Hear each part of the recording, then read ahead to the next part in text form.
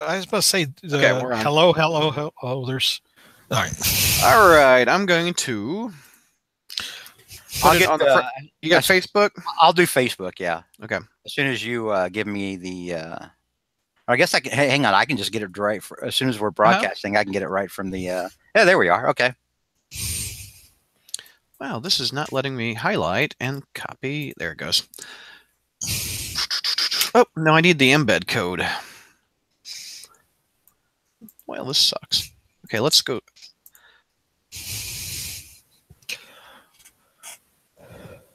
Copy. There we go. Testing 1, 2. Yo. Let's go to the front page. And we're live. Oh, we are. You are. It was about 4 minutes past, and I didn't want the people to leave. I don't know if we've got anybody watching yet. We waited for you as long as we could. 13 viewers. I take that back. Hello, 13 viewers. Wow. I asked if there are people watching. There are people watching, so thank you, everybody. Let's see here. Are we doing news and reviews in this same thing, or are we splitting them up, or what do you want to do? Split them in 2 different shows. All right, so what are we doing first? Reviews. We're doing reviews first. Okay. Yeah. There it is. By the way. Yeah. I'm gonna ask. Could we talk a little more about the Marvel Legends that were announced today? Since it's it's fine. Yeah, because I got some choice things to say for that bullshit. You don't like the Spider Pig? Well, first of all, I mean Peter Porker. You see the Eddie Brock head on the Venom figure? Yeah, that looked pretty dumb. It's like twice as big as the Venom head. Yeah.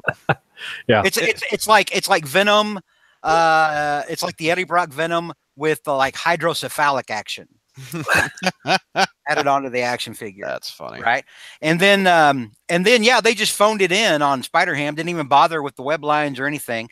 And then I don't think that's the final design. And then the one guy on our message boards, Bill Slattery, who's doing stuff for the site now, he said, yeah, at least it looks like they at least put the like the lines on there. And I'm like, oh well, good. That way you can do it yourself later. Well, maybe they'll paint them on. Well, that was not supposed to come out until later on this year, so I'm thinking that's not the final design. To be fair, because they've done that before. Because I remember when the Spider-Gwen figure came out, they debuted the swap head, and it looked terrible, but it was because it was the demo. Well, hopefully they shrink the damn head on the Eddie Brock. Yeah, it's a little... No, he's getting a big head by being in all these books this month. Well, I guess the head's got to be that big to accommodate the giant eyebrows because it's like the McFarlane head. I'm sorry, I had the camera stuck on me. I'm sorry. Well, we're used to it. Zach, did you get a haircut? I don't want to look good. I don't want to. Why? What's wrong? How can you tell? It's a buzz cut. I like it. It's almost like you getting a haircut, Brad. How can you tell? I mean, JR's breaking up. I can't hear the complaining. JR, that's for you, buddy. Oh, is that how many friends you had before your dog died? All right. JR, you've got nice follicles, by the way. You talk about old, but you got the best follicles on the podcast. He does. He does have look at those follicles. I just grow it. That just sounds vulgar. That just sounds utterly vulgar. Look at my follicles.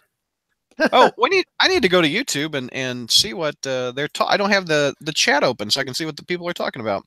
This was a complete accident. I'll just say that. An accident? How do you accidentally get a haircut? Well, I was trimming the sides, and I went a little too high. I was going to leave the top longer, and then it just was like, well, and then I didn't realize how bald I was really going. I was making jokes about it until I... Dude, you should go one step further and just sans it all, dude. It took me into my 30s before I just came to realize, shave it. What's George? Man, shoot the hostage. George used to say, sexual Tyrannosaurus, or what was your line? What was sexual? That's Jesse the Body Ventura. Oh, I'm sorry. You had something. Talking about Chaw, and they're like, how can you do that? You said once you shaved your head, you had to hit him off with a stick or something like that. I forget what your saying was. No, that was when I turned 40. The minute I turned 40, suddenly, I don't know what it was. It was like, I don't know if there's like a 40-year-old man pheromone that kicks in. I don't know what happened. If there is, I'm not aware of it. I had always done well. 40, not 60. I couldn't complain up until that moment. But when I hit 40, it was like, That's funny. I don't know what it was, but like, it's like that meme you see with the guys with his girlfriend, and then the cute girl walks past, and he's like, and everybody puts something on there. Yeah, that's what it. Oh. That was like the perfect time. Oh my gosh, that was so funny. I got disconnected. Yeah, the cutoff right where you were like, it's like, and then bam, you're gone. That was hysterical. I may have connectivity issues. I don't know what it is lately with my internet this week, but it's been kind of cutting off and on, and I don't know. We'll see. That's funny. Turn my TV off in my living room. The YouTubers thought that was funny. Noah's cracking up now. And Werewolf said George just got the Sopranos series finale. I did. I got Tony Soprano right there. That was really funny. All right, where is Ashley? She said she would be on in a tick. I don't know how long that means. What's a tick? I don't. Oh well, it's on your dog. It's an arachnid that sucks blood, but. We've got 4 iTunes reviews to read. This ought to be interesting. I don't think any of them are good. Let's see. Yeah, 5-star review. Oh, well, hey. 2-star review, 5-star review, and a 1-star. So we're all over the board. Very nice. Okay. The subject of one is JR sucks. No, I'm just kidding. No, I wrote that one. No, I was about to say who let my wife on the keyboards. Your wife's iTunes account. Yeah. Who let the wife out? I haven't seen Black Panther yet. Spencer wants to go, but Spencer had some show choir stuff, and then he got sick today, so I don't know when we're going to go see it. It's really good. It's really good. It's the internet can't stop raving about it. It's about the internet's about to break in half about how great that thing is. So it kind of reminded. It kind of reminded me a little bit of Thor. Oh, there's Ashley. Ashley, hello. Yay. Okay. There you are. We're live, by the way. YouTubers, say hello to Ashley, all 22 of you. Yeah. So what were you saying, JR, about Black Panther? What were you saying? No, I'm just saying the expectations are awfully high. I mean, as far as I'm expected to be blown away and have the most inspiring night of my life. The way some of these reviews are going. That's way too high expectations. But I'm expecting my ass to get tickled by a feather. That's what I'm expecting. I'm expecting that sort of uplifting experience. The Action Gamer says hi, Ashley. Frontier Ashley. Peter says Ashley. Hornacek. Oh, he didn't say hello, Ashley. Michael Reed says sup. Josh says greetings, Ashley. Logan says hi, Ashley. Hello, everyone. Matt says hello, Ashley. There you go. And Randy says hi.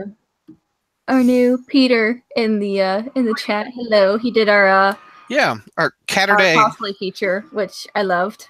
Yeah. Chi-Town Spidey's awesome. Chi-Town Spidey is awesome. That's very confirmed. I had a very good conversation with him last night. Oh yeah. All right, are we ready, gang? Yes, we are. Okay, we're coming down. 3, 2. Hey, Crawlspacers, welcome to our review show. Let's introduce the panel. Ashley, what's going on? Not much. I'm sitting here, as green as can be, hearing all the good news about Black Panther and how awesome it is. While am I the only one that have seen it so far? In a theater near me, so it's literally really fully booked. Everywhere. She was busy tonight. She had like date night. She had like goat cheese pizza or something, and some kind of. What did you have, Ashley? Tonight, pizza and Jurassic World. So that looked really good. Oh wow! It was very good. So. Oh, Logan in the YouTube chat says Ashley, the heart of the crawl space. So she has this perfect. She has this perfect evening at home, dinner and a movie with her fiance, and then she blames her lateness on getting online all on Jack. On my computer. That's funny. Trust me. Once you say I do, the romance stops. So. We'll get to JR in a minute. Noah P asks, was I there? That other voice you hear is George. What's up, sir? Hi. And that other voice you heard was JR. What's going on, sir? I'm having a great deal of difficulty. Jennifer and Justin broke up. God. Well, I just wonder, of course, now I wonder if she'll go back to Brad. I mean, that would be the greatest thing. Oh, if she and Brad would get back together. Well, once you go Brad. And the voice you have not heard yet is Zach. What's going on, Zach? You know, I'm actually doing it the right way, not talking over everybody. Over someone's intro. Now, George is winding up. He's going to hit you up. You know, if Brad continues on this path, if Brad continues down the path with this sort of horrible level of humor, I'm just glad I'm by a window. So, you know, defenestration is an acceptable way out. Does it count as defenestration if you're throwing yourself out of the window? Technically, I think it is because there's not another word for that. Yeah. All right. Now, aren't you just jumping? okay. So Black Panther is great. I guess. Oh, you saw it too? Awesome. Yeah, me and the roommate went and saw Nice. it on Thursday night. So It was really good. Very, very good. Highly recommend it. Two thumbs up out of me. Okay, well, this show is going to be reviews. We've got a lot of books we're going to tackle. We've got, let's see here. We've got Venom 159, Venom Omega, ASM 794, ASM 795, ASM Annual 42, and Spec 299. Before we get there, I want to do a couple things. We actually have iTunes reviews. Woohoo! So that's going to be nice to read. We've got some ones that love us, some that hate us. So let's read in an order that they appeared. January 16th, 2018. The subject title is Thwip. 5 out of 5 stars. It's written by Daryl Mayart. Hey, Crawlspacers, it's Captain Thwip. Love the podcast. I'm a longtime Spider-Man fan. I've been regularly listening in. I spend hours a day drawing comics and listening to the panel. Helps me not only pass the time, but stay current with all things Thwip. Keep up the good work, and thank you all for all the great Spidey insight. P.S. Thwip. He's quoting my license plate. Very nice. And as soon as he said Thwip, Ashley, you know what I thought? What? I thought pop. Pop. Pop, pop. What are you referencing? I'm out. So this is the loop. It's a community reference. This is us. The TV. Yeah. All right. This next one is by I Am Eli Gray. Subject title: Great production, Spidey knowledge. Sounds like you're the ones in a bad relationship with him. 2 out of 5 stars. Oh, whoa. 2 negative team. I'm tired of symbiotes too, but Slott made a good call with Peter and Bobby. I stopped. What?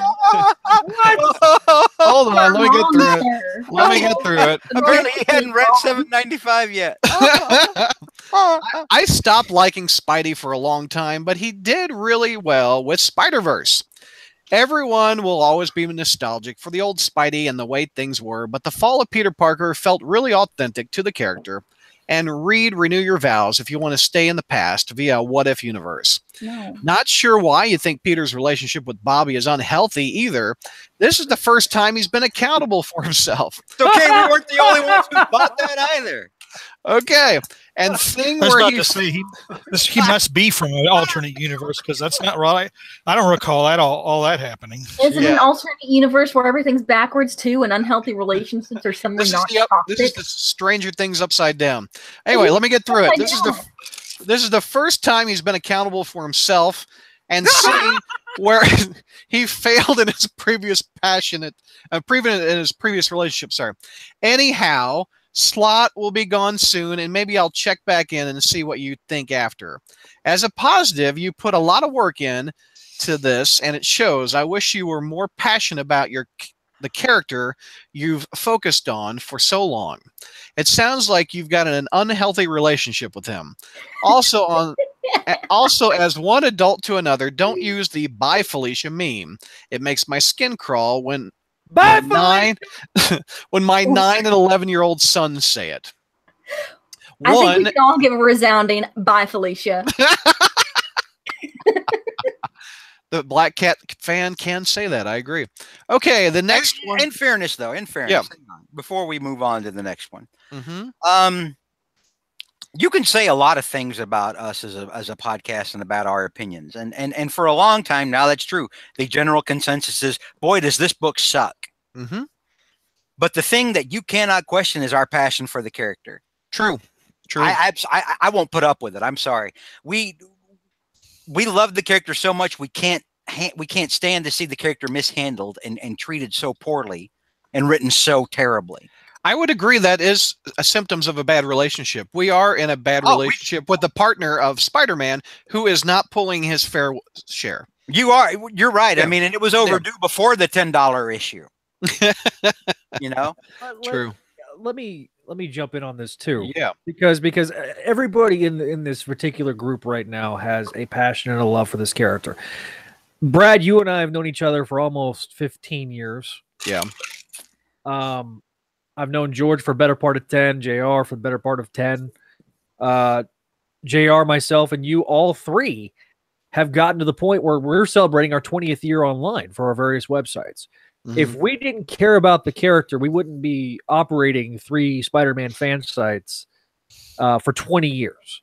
So I think it's incredibly disingenuous for somebody to make that statement. I get it. We're not fans of Slot's run. Slot has burned us as a site in the past. Mm-hmm. We've got a lot of negative connotations towards Slot, and some of that's earned. A lot of it's earned, actually. But, you know, I mean, look, at the end of the day, we're calling it like we see it, just like we've always have.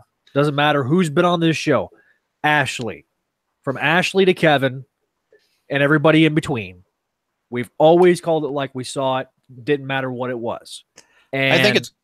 Go ahead. Sorry. And I think that it's not changed over the years. The people might have changed, but the opinions have not. It's funny. I'm reading the YouTube comments. Michael Reed stood out to me that said, "You angered a shipper." I thought that was pretty funny. And when another one wrote, dude, if you made Bobby and Peter your ship, I'm sorry, that's on you. That's on you. That ship just sank like the Titanic. I'm like, my goodness. Okay, so let's see here. The next one. The guy who likes clones hates Slot. That should tell you something. The next one is from a poster by the name of WWORRRM, Worm. The subject is always fun, 5 out of 5 stars. They left this on January 21st. I disagree with a lot of the opinions expressed on this podcast, and yet I still listen because the podcast is fun. JR and George have made me laugh so much I've started wearing 2 pairs of socks before I listen because I know one of those pairs is going to be knocked right off. I got it. Wondered where he was going with it. At least it's his socks and not his underwear. I was expecting to go in an entirely different direction. You people keep inflating these guys' egos. They're going to be even more. They're almost as they'll be as insufferable as Eagles fans. Oh, you haven't seen me insufferable yet, Zach. The podcasters loathe current Spider-Man comics and tear into them like they owe the podcasters money. Even though I think they let the negative of current Spider-Man comics influence them so much, they lose sight of a lot of the positives. I still highly recommend this podcast because it's highly entertaining. Long live the mighty Stegron. There you go. Props to you for being open to different points of view there. I would agree. Mr. Worm. Okay, Tony Ambrose, ALA4. Subject title, we still read Spider-Man comics even though we hate them. 1 out of 5 stars. You're damn right we do. Because we're passionate, damn it. So you don't have to. Isn't that what our mantra is? We're helping Spider-Man fans. Life is too short for bad comics. We're getting you to 802. We're getting you to 802. All right. I tried listening to this podcast a few years ago and could not stand it. That's his opening line. Damn. Considering Spider-Man is my all-time favorite character, I listen to a lot of podcasts. I decided to give it another shot. This show is really just a bunch of grown men talking about how they think every Spider-Man comic that's been published in the last 20 years is a piece of crap. They will also talk about everyone that writes. Yeah, I will not stand for this guy marginalizing Ashley like that. Exactly. Yeah.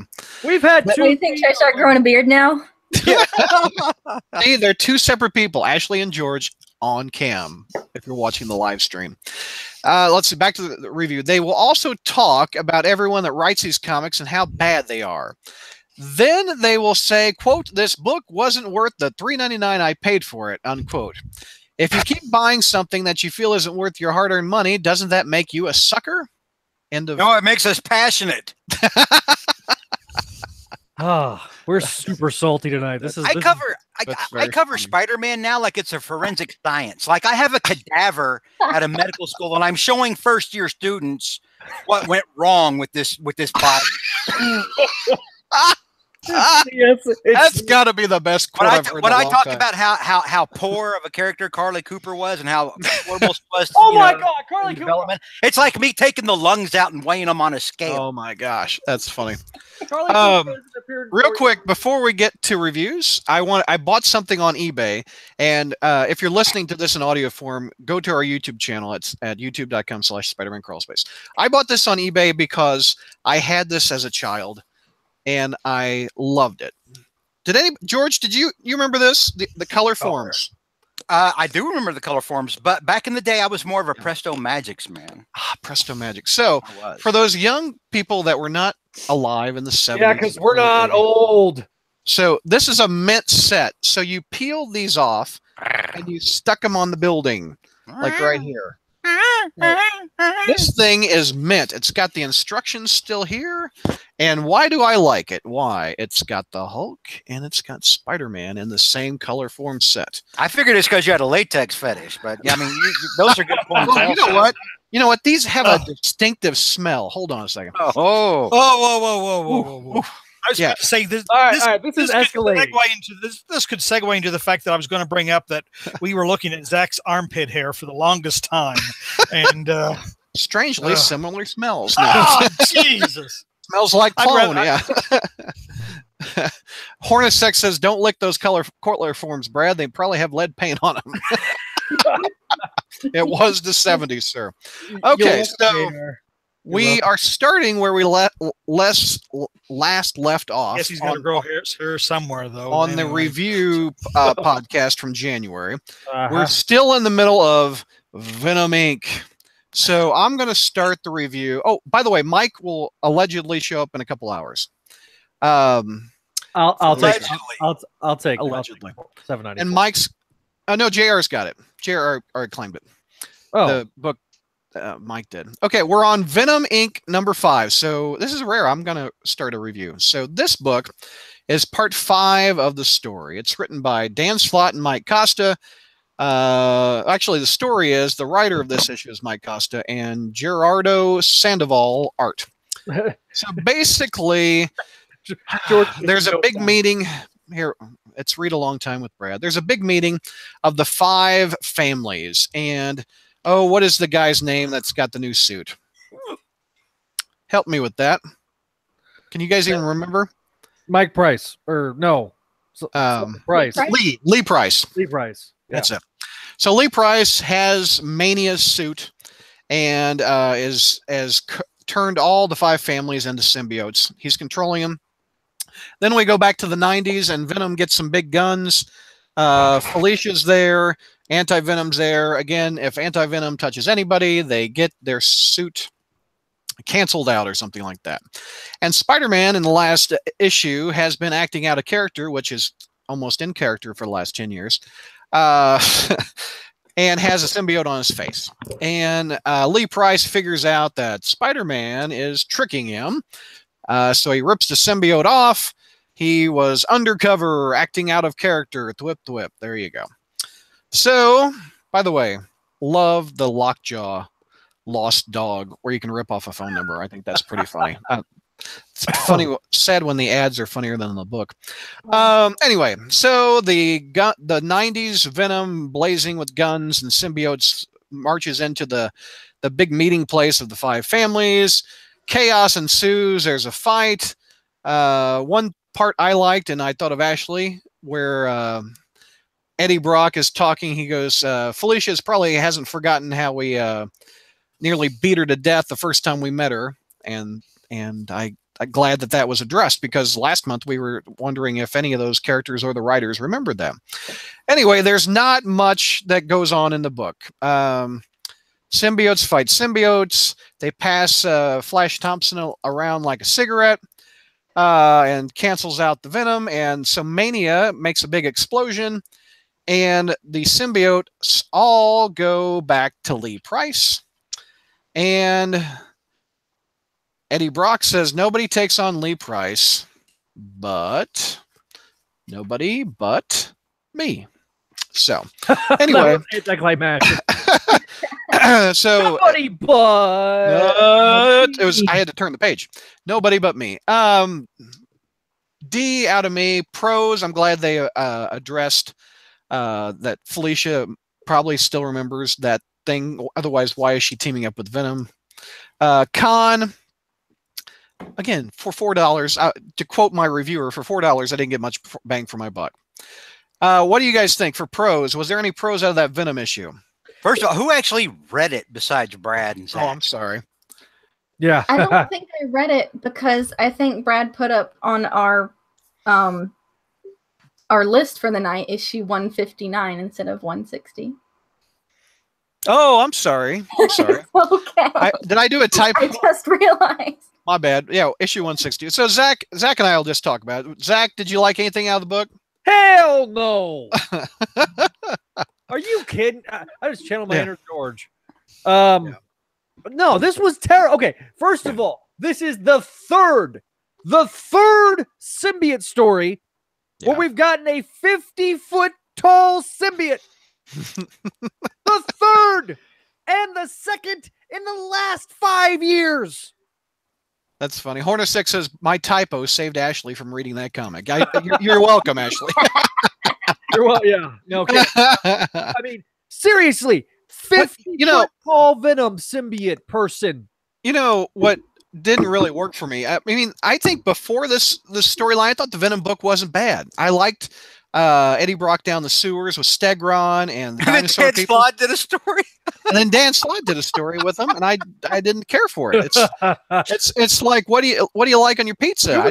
I like good stuff. We got people on the YouTube the YouTubes right now saying that Costa's Venom serviceable, but Dan Slott touches them and it turns into crap. It's very true. I agree with the YouTubers. It's just pitiful. Serviceable. That's high praise for a $4 book. Yeah, exactly. Anyway, so any other cons, Zach? Well, the artwork is pretty horrendous. And I'm sorry. Well, here's the thing. You're comparing it to... You got Stegman. Yeah. And you got this guy. Yeah. Stegman. This guy. Yeah. I mean, it's just... You can't... I feel bad for him because I think if it wasn't so close to Stegman, I might not be complaining about the artwork, but it's just... it's pretty bad. Yeah. The models are pretty bad. The way the perspectives are off. It's not well drawn. I don't mind the artwork when it's just Venom alone, but when you throw in a Spider-Man that looks like that, it doesn't work. Exactly. Venom can be a little bit more dark. Spider-Man is more light, and it just didn't work for me. There's some perspective things you can get away with Venom as a character because of the nature of the symbiote.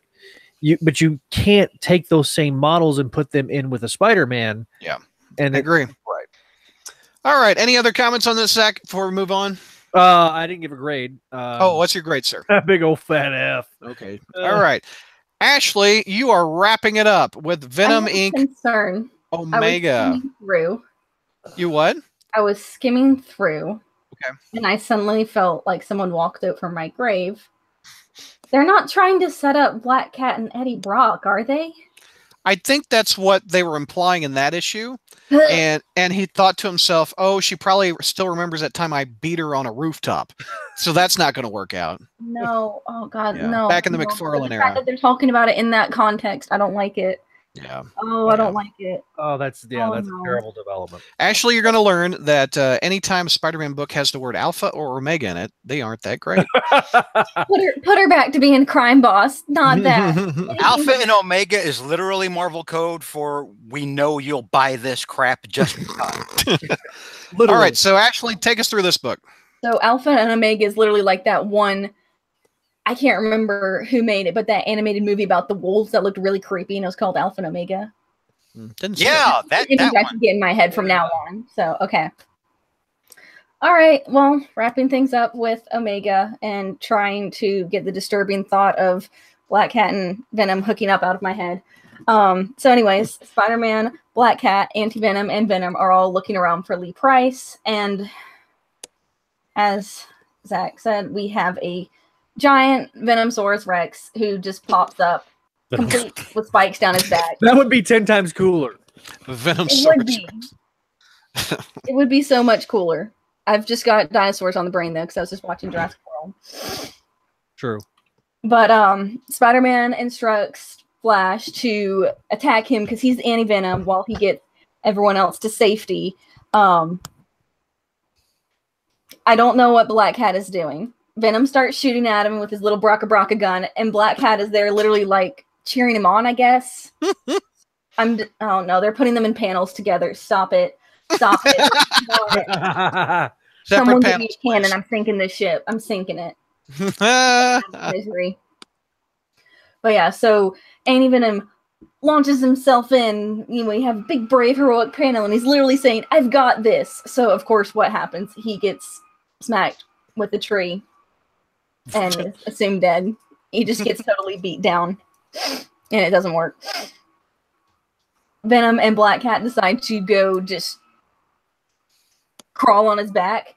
Black Cat lunges at him, and the giant Venom spits out on her from the back of his head. With the onomatopoeia of spatoo. Spatoo. And it's all great. And it's disgusting. And I can feel it in my throat. Freaking out because she's like, no, not again. I'm not going to have him take control of me again. But of course, in the ultimate of contrivances, it can only work once. It doesn't work twice. Oh, how convenient. And she makes a really weird face here. And she's like, oh, interesting. I'm like, it's not that interesting, Felicia, honey. There's so much more things to be interested in, but that's not that interesting. Anyways, Andy is watching them from above and decides to remind us that she's in this comic. And so she jumps down. While Spider-Man is digging through the rubble trying to get to Flash and make sure he's okay, she's carrying on the fight and launching her fire at him. Yeah. Which you think would be more effective because it's, symbiote. And so you have little hellfire being shot at him. And okay. I mean, it's turning them back at least. But I guess we're just kind of forgetting that little bit of continuity. Yeah, there's a lot of forgetfulness in this series. There is. But it's okay. Flash isn't dead. He's just completely broken. And we get probably the world's worst inspirational speech, like the world's most generic inspirational speech. Just, I need you. I need that hero. On your feet, soldier. And I'm like, you really put your all into that, Peter. Oh my God. But it's all okay because his actually, that's the only time I feel not. What was that? I feel like it's one of the few times he's been in character in this entire story arc. Maybe it would have been better if everything around it would have been less hokey.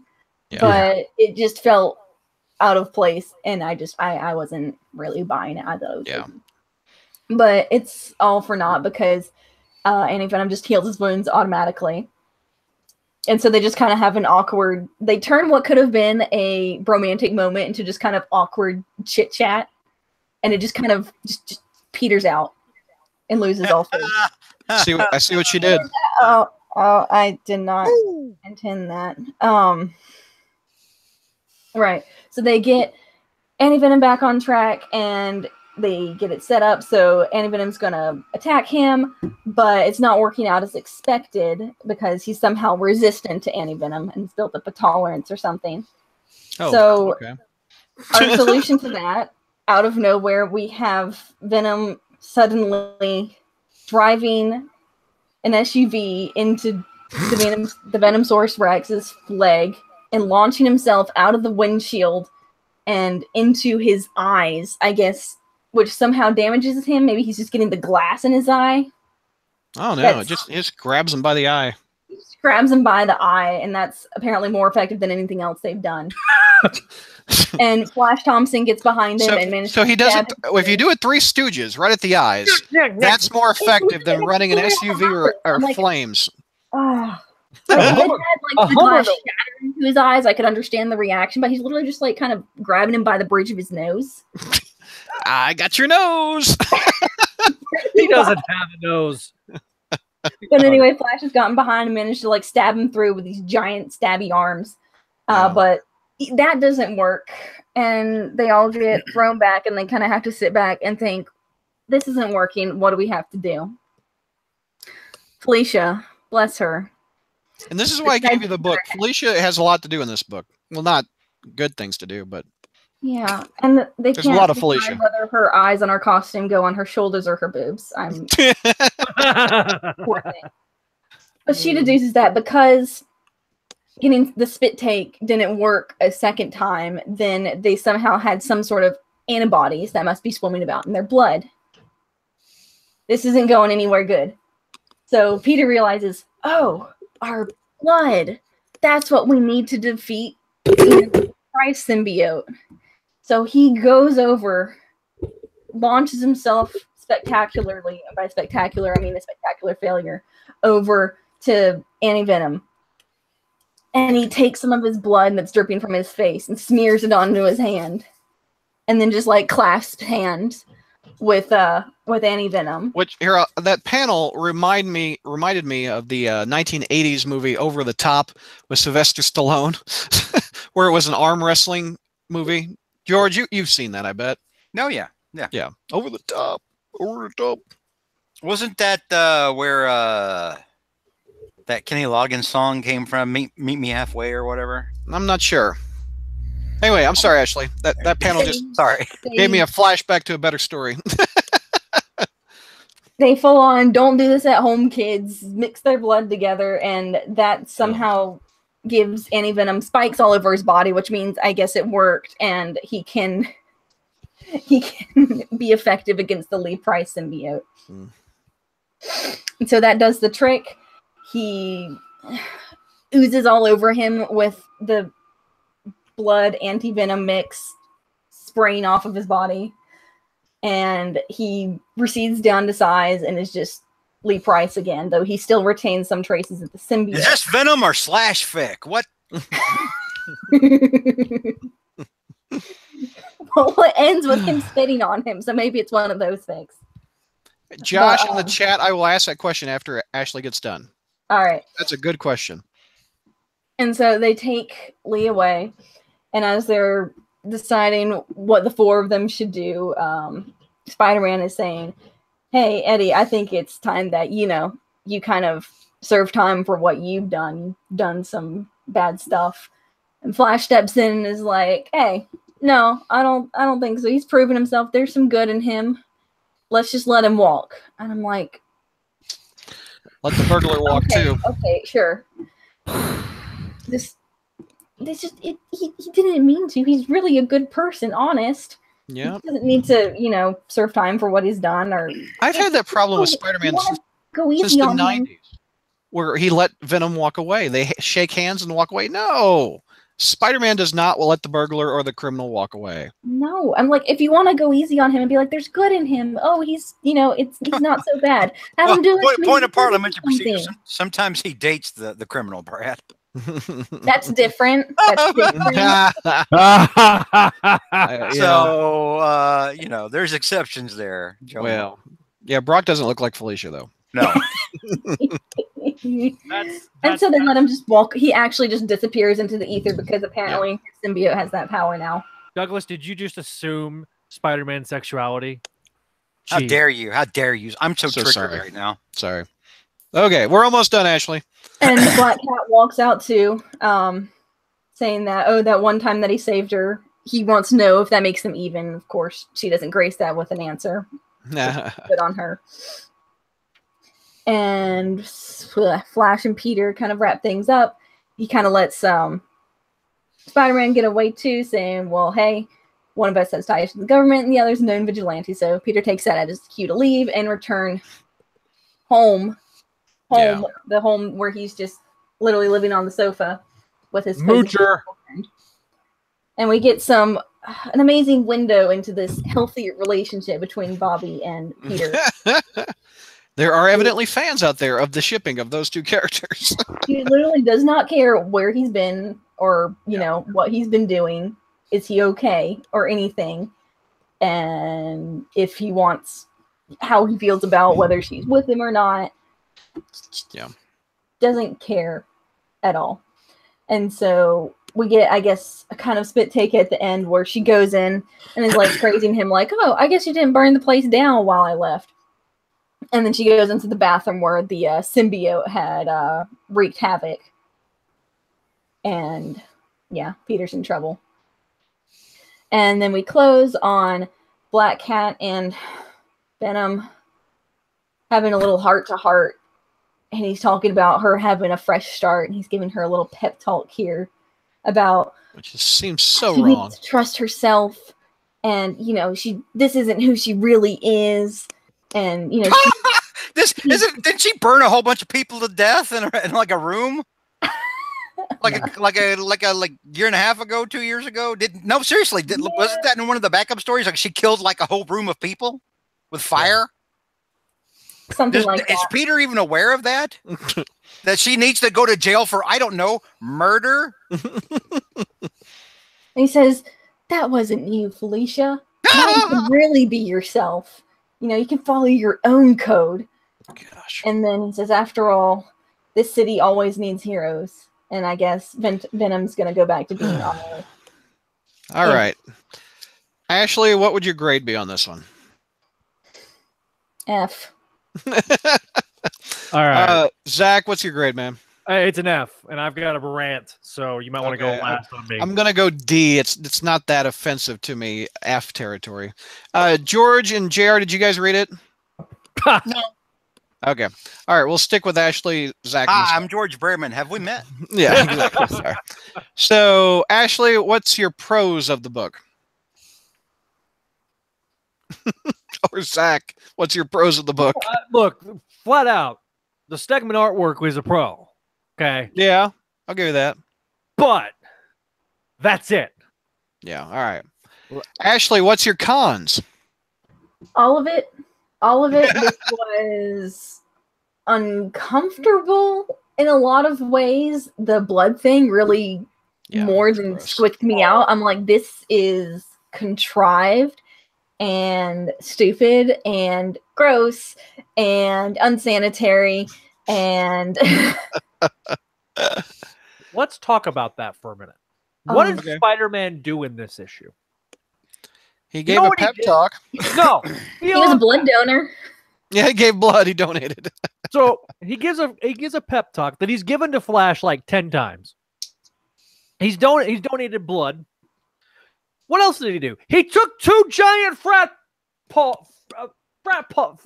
Wow. I mean, it's literally. You're so mad you can't even say pratfalls. Yes, that's all he did in the entire book. Oh. His function was literally to be a chump. This is exactly what we're talking about when we say we don't like Spider-Man behaving like a chump. He behaved like a chump. Yeah. Yeah. And I mean, for goodness sake, the parallels between this and Maximum Clonage Omega, both stories are not just pretty bad. They're bad. They're just bad. Both stories have bad artwork. Both stories needed extra artists to finish the story. Yeah. Well, it's also padded. There's no way there is 6 parts of the story that was needed. It's got an Omega on it. What did you expect? Yeah, I mean, the fact is, and I mentioned this a little bit last issue, but Planet of the Symbiotes had a 50-foot tall Carnage. Okay, Minimum Carnage had a 50-foot tall Carnage. Actually, kind of perspective. Omegas have 50-foot tall. Wait, Minimum Carnage? That was an actual story? Yeah, they went into the microverse. Remember? Yep, that was in crossover with Venom. Colin Bunn wrote that one. I remember. I remember? Venom and Scarlet Spider, Kane were in this book. It's a crossover, I think, wasn't it? It was a crossover, yes. That had an Alpha and an Omega. So again, yeah. Real quick, Ashley, any other final comments about your con? What do you think of Felicia trying to get a pep talk by Venom, who beat her? You know, when I first saw that, before I realized that we skipped over 160, I'd skipped over 160 by accident. Like, I'm looking at this and I'm like, this is weird. Why? This seems out of character for Eddie, like for Venom. Just kind of like give her this pep talk and be like, oh, that wasn't who you were. Where were you? How do you know? What do you know about what she was doing? You weren't there. Yeah. It's and just so that whole scene struck me as weird. We have the disturbing dynamic continued between Peter and Bobby that it's incredibly uncomfortable. And even have him becoming aware of it, just like, oh, maybe your relation, you know, maybe symbiotic relationships aren't that good after all, or whatever the quote was. And it could be an argument could be made that these books, were they written for us? Are these books meant for new readers where you don't remember that Venom beat Black Cat? Brad, the Alpha and the Omega tell you straight up front it is hack work that is just meant for cash.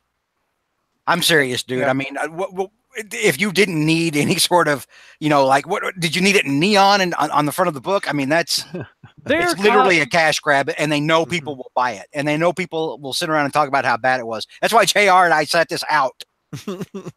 Literally, I mean, the parallels between that and Maximum Carnage or Clonage Omega are that they both end on a pep talk and a splash page of a character, Spider-Man in Maximum Clonage, wow, that's fine, and Venom in this book, of them swinging away. I mean, when you're taking the worst of the 90s and like taking it to an 11. Good segue, by the way, Zach. One of the posters in our YouTube chat, Josh Nelson, says, who else would rather read Maximum Carnage over Venom Inc.? Do you think Maximum Carnage was a better story than this one? I do. He says the 1990s are better than the 2010s. God help me, he's right. Yes. At least as bad as things got in the 90s, Peter was still Peter. I mean, you know, he was still being written in character. As bad as things were, he was still being written in character. Oh, my God. You just said that. You believe it? Yes, the 90s are better than the 2010s. Wow. Yeah. The 1970s are better than the 1990s. That's what Logan said. I'm sure. All right. Well, any other thoughts on your issue, Ashley? I won't make you go back and say all right. So, the supporting, somebody said that this was all about Flash. The supporting characters are doing more than the actual main two characters in this book, which is asinine to me. True. So JR has... sorry. My last thing is, like, I started out kind of liking this arc, you know, as we saw with, you know, the last time we did reviews. I did enjoy the hokiness at the beginning, but everything, it was a fun start, and I could enjoy that. But after just seeing the conclusion, it's just... Yeah. This makes me really want to see Ryan Stegman be the artist for Post-Slot. Oh, that is a thing that should happen. Yeah, absolutely. That's a thing that should happen. I like Stuart Eminem, though. I like Stuart Eminem too, especially when I can say his name correctly. But no, dude, Stegman's been putting in the work. I mean, he's killing it. Yeah. This is the type of artwork I love with Crawlspace. Sorry. ASM 794. Mike was going to review this book. Unfortunately, Mike can't make it, so JR stepped up and said, I will take on the issue that everybody was asking for, the return of the Zodiac. Why is J. Jonah Jameson wearing a Zodiac costume on that cover? J. Jonah Jameson was on the last cover, and I didn't know that was Jameson either. That wasn't Jameson. I don't know who it was. Okay. JR, take me through it, sir. Okay, actually, this story should be called Running in Place, Part 1 of 3. Because all this story is, these next 3 parts, and I haven't even read we haven't even seen 796 yet. All it is a placeholder until we get to going down swinging, which is the big, you know, supposedly the big story to wrap up Slot's run and to get us to issue 800 and everything like that. So, but anyway, so we begin with a submersible going down to the bottom of the Atlantic Ocean, where there's got, again, for some reason we've seen this numerous times. There's either a prison or a vault or something down there in the ocean. All right, these people, they get down there and they get the explanation that this place is called the Lockbox. You know, I'm just thinking, you know, then the next super vault is going to be called the Caboodle or something like that. But so anyway, this Lockbox is supposed to be the destination for dangerous extranormal artifacts. And I'm thinking, weren't there at least 2 series on the Sci-Fi Channel that dealt with the exact same thing? Yes. But So for some reason, you know, the guy who is in charge of this has to make the comment that they brought it in under budget, and I'm not sure exactly what that's supposed to do. Is just set off a whole bunch of things about you getting what you pay for, which I don't really understand. I guess this is supposed to be a private company rather than the government. So anyway, something starts glowing. And usually that's pretty bad when you've got something glowing in one of these stories. And it turns out to be the Zodiac. And it turns out to be the Zodiac key, which, you know, they say, well, you don't even know what the damn thing is. We don't either. We don't know what purpose it served or anything that was important to it. But anyway, because the thing is glowing, and because glowing equals bad in these types of stories, we're going to lock down the lock box. It's I guess then it's you know, the only way they're going to be able to get out of the if they lock down the lockbox, the only way they'll be able to get out is if they get teleported by Lockjaw. But anyway, so long way to go for an Inhumans joke. Stick with the X-Men jokes; they're better. I don't know. I'd rather go with the Missouri jokes. Oh, JR goes for the low-hanging fruit. But so anyway, if we lock down the lockbox, then the two people who just came by, who obviously have a different agenda, say, "Oh, that's really going to be a problem. We can't have that. So let's bring out the pumpkin bombs." Yeah, because guess what? They're, you know, Norman. They're really working for Norman. And of course, any of us who been reading the previews knows exactly where this is going, where this is heading. Anyway, there's a whole lot of things that happen here. I mean, there's a whole lot of blowing up and stuff. Not that anything of any consequence. Also, there's a bunch of lines stolen from Star Trek. Like, we're losing containment, divert power from the backup generator, and seal the bulkheads. We've got a breach. I think I saw that one. And then we've got a breach. Yep. And I'm thinking, you know, that was, I'm thinking, I heard all of those were said in yesterday's Enterprise, I think. So he must have been watching an episode of The Next Generation as he was writing this. So anyway, boom, boom, boom, explosion, explosion, explosion. Zodiac key flies away. Fly, little bird, fly. Anyway, so Zodiac key flies away. Okay, we go to Greenwich, England. Is that like a sandwich? Greenwich. The Royal Observatory. Okay, so as you all know and don't really care, after I think around issue 12 or whatever, after we had this big year-long story featuring Scorpio and the Zodiac key, which we really didn't care about. Scorpio got kicked into this portal where he saw everything that was happening in the future for a year, and he got locked in there. And the only purpose that served was to let us know what the major plots of the next 12 months of the Spider-Man titles was going to be.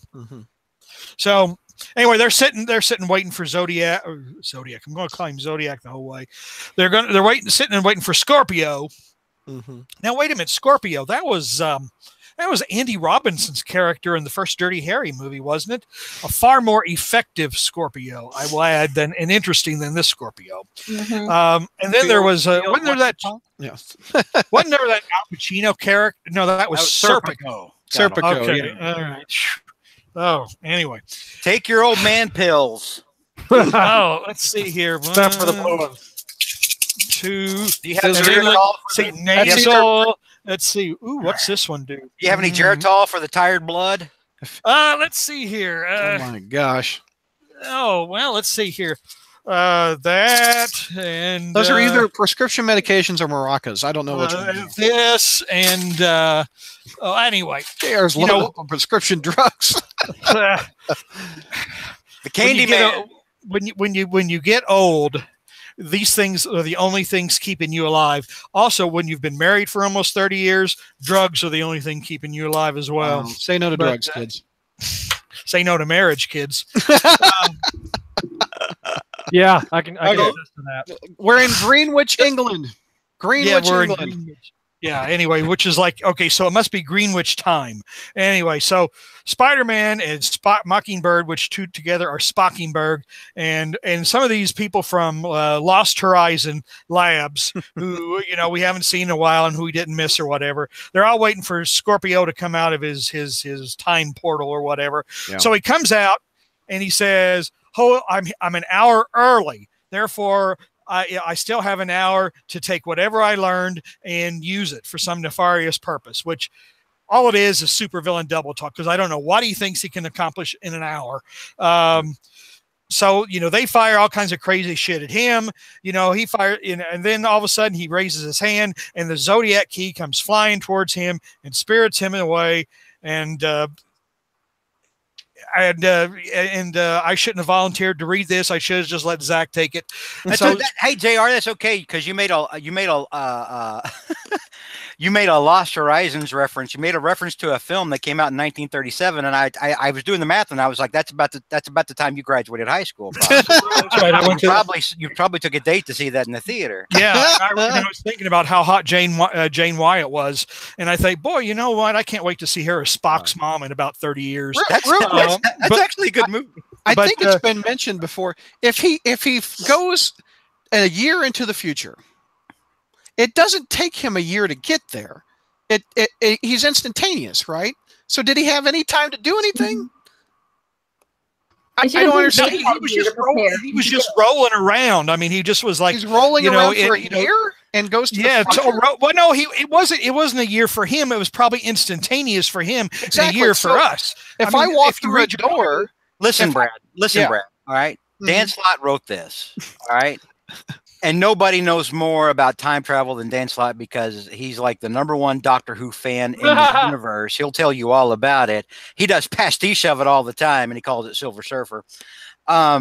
So who are you to contradict the mighty Dan Slott on how time travel works, sir? How dare you? How dare you, sir? If I walk through a door, I'm no smarter than I was the time I walked out was before the door. Well, that's you, Brad. Yeah. I guess Scorpio instantly gets smarter when he walks through a door. I don't get it. No. George, should we even bother trying to explain this? No. Okay. No. Just keep going. Yeah. Okay. I'm sorry. Anyway, that took me out of it. Scorpio gets into a cheap car and drives away. And Bobby says, my wings are busted. So then we go back to the lockbox where we go back and these two people are still shooting things up. They're trying, again, more oblique references to, they're picking up something and something really dangerous. Scorpio goes to Big Ben, Spider-Man and Bobby go there, and Scorpio talks about how he turns on the Zodiac key and it's going to send a satellite signal and it's going to unlock all kinds of secrets, which, again, I don't know what that means. I don't know what that's leading to. The clock named after his uncle, Big Ben. Or maybe that's what Aunt May used to call him. Oh, God. So... Anyway, so Spider-Man comes to some kind of convoluted rationale that the Zodiac key flew to Scorpio because he needed it. Okay, I don't know how in the world he decided that, but he just said, it came to you because you needed it, so I'm going to throw you out the clock window and figure that if you needed it, that it's going to be flying toward you to save you because you needed it. And it's like, oh my God, what am I missing here? And then Mockingbird hits Scorpio and knocks him out. And the Zodiac key is just what is the Zodiac key doing anyway? It's just kind of like... It's reminding us once again that Spider-Man can't beat the villain in his own damn book. Somebody else has to come knock him out.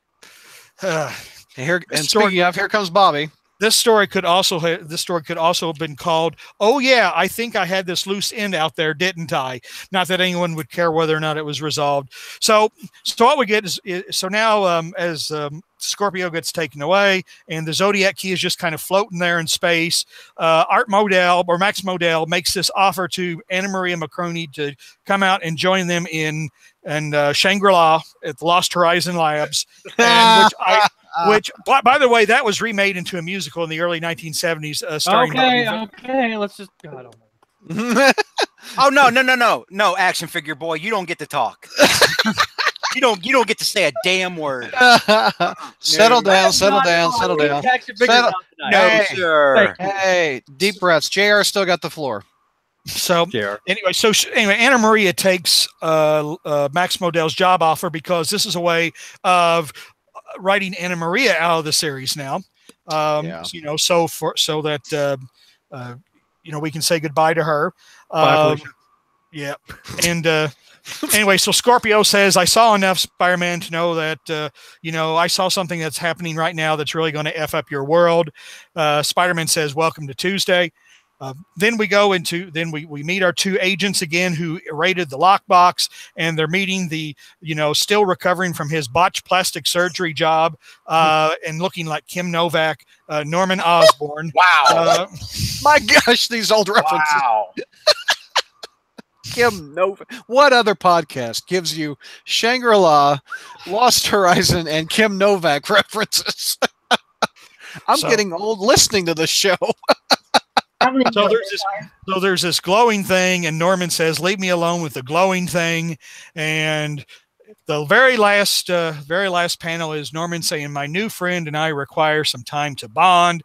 Hello there, Carnage. I don't believe we've met. Now, okay, and we've got to wait 2 more. We got to wait. Actually, that's not even going to get the story. The story's still not going to start. Hold on, JR. Hold on. This was teased on the cover. You've got 1 more page. One more page.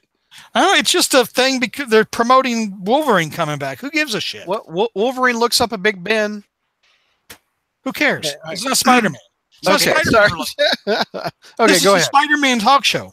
I mean, it's a. I mean, I want to talk about Shangri-La too, and Lost Horizon, and how Kununlun is a ripoff of Shangri-La and Lost Horizon. But anyway, I give this story a C-. C-. Around the horn, Ashley, what would you give this one? D. George. D-. Zach. Did we lose Zach? We've lost Zach. I guess I'd give it a D. I guess I didn't care for anything of it. George, what's your pros? I mean, JR, what's your pros?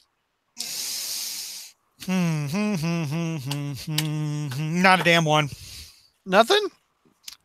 No, come on. I mean, these things are abysmal. We're just marking time until we get to the main event, and then we're marking time. Did you not like Norman holding the symbiote of Carnage and saying we've never met?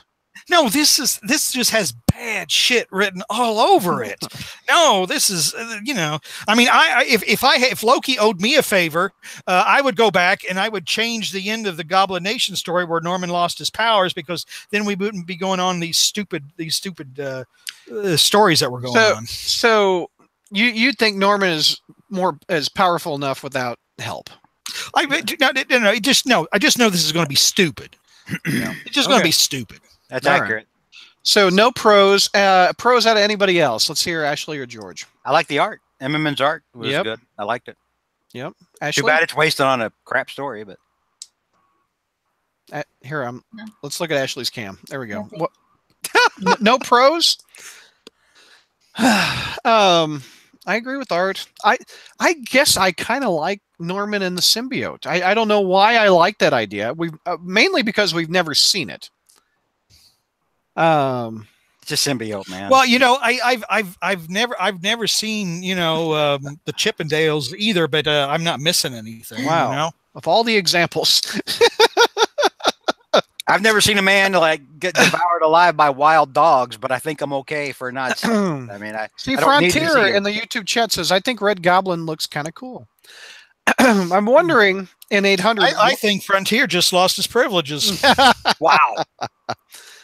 So I don't know. I like it seems like all the Spider-Man villains have met at one point, but Norman has not met Carnage before. Anyway, well, Norman's probably never met Mindworm either. Has Norman met Venom? I don't think he's met Venom. Did Norman meet Big Wheel? I mean, there's better characters. Rocket Racer, I mean, Hypno Hustler. I mean, Rocket Racer. Norman could have a race or whatever, on the, with the glider and the skateboard.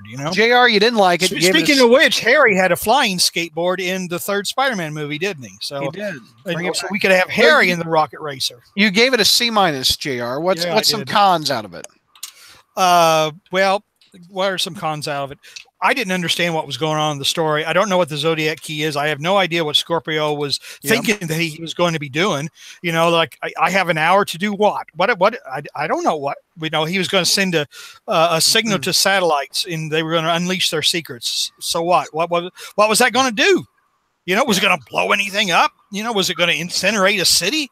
You know, what was it going to do? I don't think anybody. This is an assumption on my part. I don't think anybody was clamoring for a let's wrap that Zodiac storyline except Mr. Slot. I don't know, but we have clones Who's the of cute Zach. little baby? Oh, that's clones of Zach. He's trying to get back online. Oh. Cons out of Ashley and George. What didn't you like?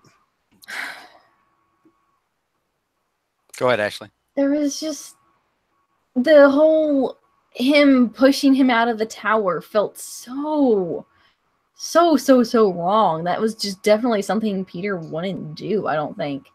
So like, oh, let's just pretend put this person in lethal danger just to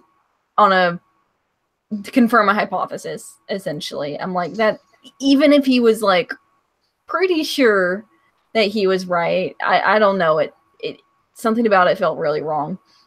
Yeah. And then just with everything, the relationship with Bobby again is just, anytime I see those two together, I just get bad vibes. The whole thing with the lockbox and that being underwater, I immediately, just in that first scene, I'm just already questioning everyone's judgment. Like, why would you have this secret vault underwater? That's a terrible idea, because the instant there's a breach of any kind, you're screwed because you're not getting out of there. So you kind of set yourselves up for failure with that one. And the fact that I can't get over the fact that Anna Marie looks like she's a completely different character. Mm-hmm. She has a completely different hairstyle, not even hairstyle, like a hairline. Her jawline's completely different. So she just looks like a completely different person. So, right. George, what's your cons?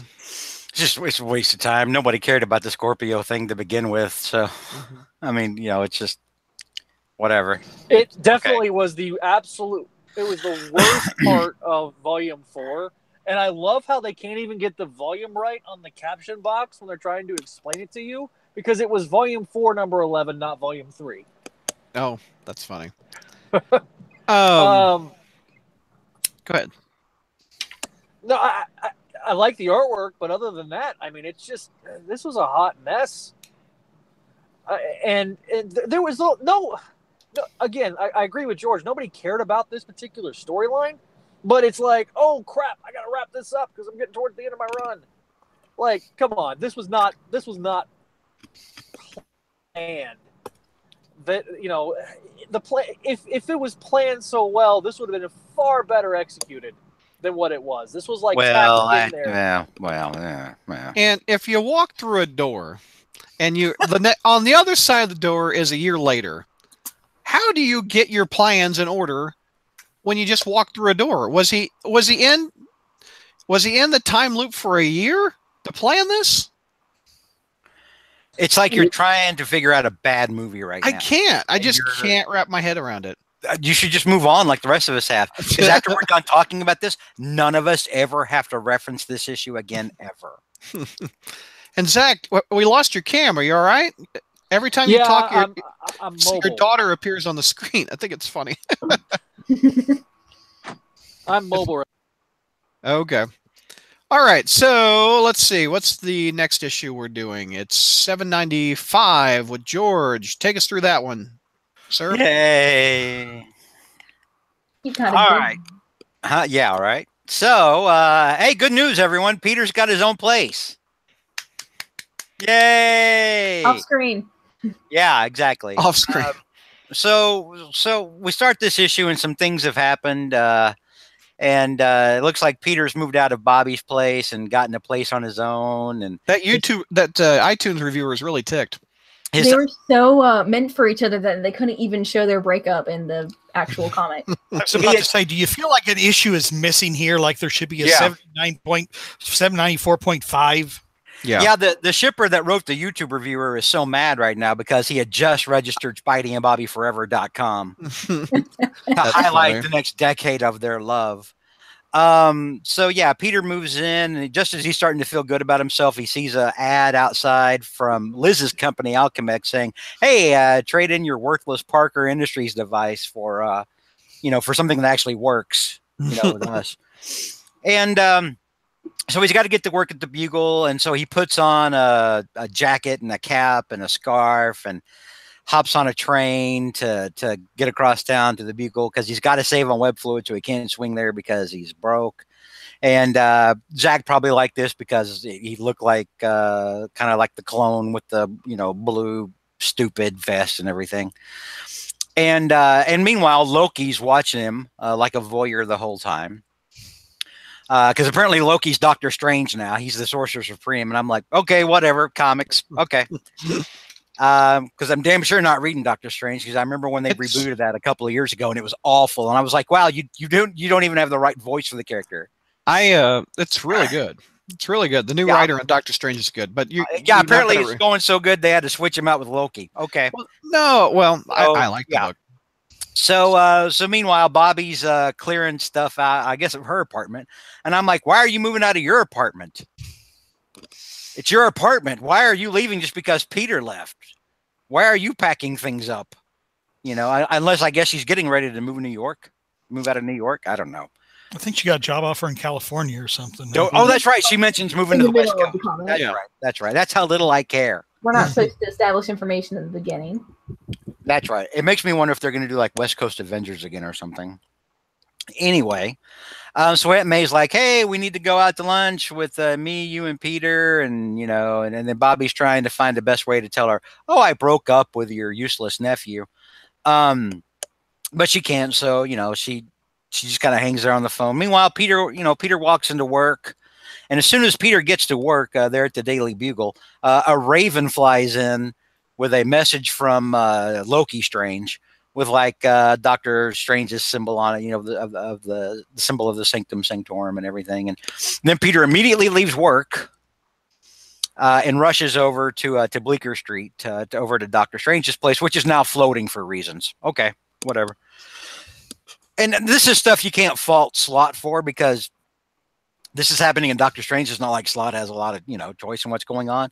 But at the same time, Slott's capitalizing on something that Spider-Man fans have remembered for a very, very long time, especially in the avalanche of craptitude that was One More Day. Mm-hmm. The fact that Loki, a god, owes him a favor. Yep. So now this, unlike the previous issue, fans were wondering about this for 10 plus years. Oh yeah, this is something that fans still brought up on message boards. For the longest time, people were hoping that it would be used to reverse One More Day. Yeah. In some kind of way. And I think that's why Slott did it here as an, he's got to get in his troll shots as much as possible before he leaves. And he does it here in this issue very, very well. He trolls the if you were worried that Dan Slott was going to disappoint you and let you, not let you down one more time, don't worry. So as soon as Spidey shows up, he gets inside and goes, oh, look, my best friend Doctor Strange has been replaced by this homicidal Asgardian god, and immediately attacks him. And then Loki, defends himself, and Loki's like, no, listen, settle down. Everything is good. Hey, I owe you a favor. Meanwhile, Liz and Aunt May are having lunch, and Liz finally tells Aunt May, oh, I broke up. Peter and I broke up. And then Aunt May's immediately like, what did he do now? That felt so wrong. No, it felt wrong to me. Whoa. It's consistent with how pissed she was after Parker Industries fell.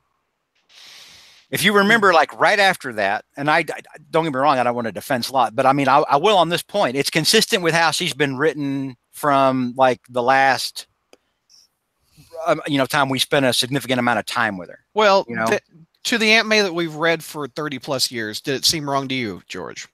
She's been mad at him before. JR will remember this. She was mad at him with, remember the whole time with Nathan Lubinsky when she was running the boarding house. Her and Peter had a big falling out. She was mad at him when he quit grad school. When he quit grad school, yeah. She's been pissed at Peter before. I mean, there's just her. And when she found out his secret identity, I mean, before that was all retcon, she was mad at him for. She had to write herself notes to forgive him, you know. So no, she gets pissed off. She gets pissed off at him. Peter, I mean, Aunt May has never been one to never find fault with Peter. Yeah, but over Bobby, over Mockingbird. Well, you have to. That's the thing, though. You have maybe Aunt May wrote us a review on iTunes. Here's the point. The weak part of that writing is the Bobby part because the slot wants you to feel like there was more weight to Bobby and Peter than there ever was. That's why you have Aunt May reacting so strongly. And Aunt May, remember, just loved Bobby. You know, it's sort of the same way. Remember when everybody was telling Peter how perfect Carly Cooper was? There it is. Well, yeah. I mean, you know, we go back to it because it's weak writing. Anyway, so you know, Bobby explains to him, "No, look, it wasn't that. Turns out we just don't have anything in common. I'm sorry, shippers, or I'm sorry, shipper." I'm sorry. There was nothing there. You know, it's not even perhaps there's something there that wasn't there before. It was like there was never something there. It was like they were just bored and were together all the time. So they thought, hey, maybe we'll try to see if oh yeah, this is about as exciting as burnt toast. True. Anyway, so we go back to Loki and Spider-Man and you know, he's offering to help Peter with, he's talking to, basically he's laying out for Peter. He's like, well, you know, you've certainly a loser these days, so why don't I help you out? And then Spider-Man's instantly like, no, sir. I got that from the clone asshole the last time. I got that from, I think I may have gotten it for some other dude whose presence in the story is every bit as asinine. And and of course they show Mephisto in the background. First time Mephisto, I think, has been an amazing Spider-Man comic in 10 years. First time of amazing. Well, no, with Omit. I mean, we had like the Red Bird and everything. Anyway, so Loki's like, Spider-Man, I can help you out with this favor. And Spidey's getting increasingly mad, and Spidey's launching back like he's going to hit him, and he accidentally busts open a vase. And I'm watching this whole thing, and I'm like, wow, if only you'd had that kind of backbone when Mephisto showed up. You know, the way other heroes throughout history have. Anyway, I digress. And he breaks a vase, and then immediately these demon bugs start billowing out of the vase. They escape the Sanctum Sanctorum, because that's a thing that can happen. And then Spider-Man and Loki set off after him. They start murdering people. Just start killing people, en masse. Loki's half-assed trying to fight them. Spider-Man starts ripping them apart because they're bugs. He doesn't have that same compunction against not killing. So he's ripping these bugs apart, and this is probably the only moment I enjoyed in the entire issue, is because it seems like Peter really needed to let off steam. And so he's kind of taking out a lot of aggression on these bugs. Mm-hmm. And Loki's smiling the whole time. Oh, good shot on that one. Yeah, you're doing good. And then so Peter hits one of the bugs. It flies through a restaurant window. He gets down there. He's going to finish the bug off, and he realizes, oh, look, it's Aunt May and Bobby. And Aunt May's on the ground, and Bobby's over her, and Peter figures out she's okay. And then he walks back out in the street to Loki, and Loki's like, well, I managed to save all these people except for this one guy, this one dead guy. And then Peter, of course, is, Spidey, of course, is, that's it. That's my favorite. Bring this guy back. And so Loki's like, okay, I'll go ahead and return us back, back that far.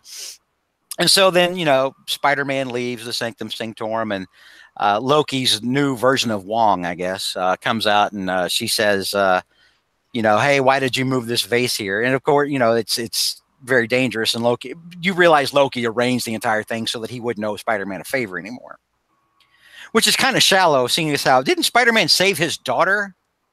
Yeah. Wasn't that the whole point of the favor? But oh well, it's Loki in comic. Yeah. So Loki watches Spider-Man go off. Peter goes and meets Bobby and Aunt May back at the restaurant where the bug never crashed through. And then Loki starts watching Norman Osborn through, scrying on him, because that makes sense that he would just start scrying on Norman. And then we see Norman bond with the with the symbiote Carnage, and lose control and not be able to control it like he thought he would. And now at the end, he's just Carnage. To be continued. Woo! Yay! All right. So what's your grade, George? Oh, this is an F. Man, you know what? I'll take that back, because I've gotten to the point now where I throw out F so casually, just because for the most part and most of the time the stories are just crap. I'll give this one a D- again, just because I did like that one moment when Spider-Man kind of cut loose. Mm-hmm. I was like, finally, somebody else is not stealing his thunder. We didn't have a moment where Bobby steps out of the restaurant and kills every bug on the street. The main character of the book did something. Yeah, I half expected Bobby to knock Loki out. Right. So we've got a D-. Ashley, what's your grade?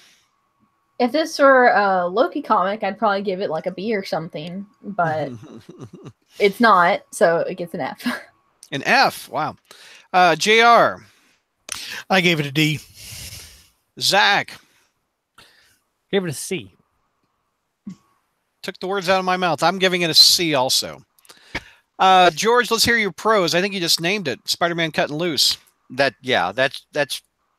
That's pretty much it. I mean, I didn't, there's a lot of times when I look back at art, or not art, but Spider-Man history, and there's moments when Spider-Man just gets to kind of beat on something and sort of he did that with the Rhino. Remember back when Harry was the Green Goblin and was coming, was causing so much trouble for him. And he sent the Rhino after him, and Peter just went apeshit on the Rhino. Spectacular 190. Yeah.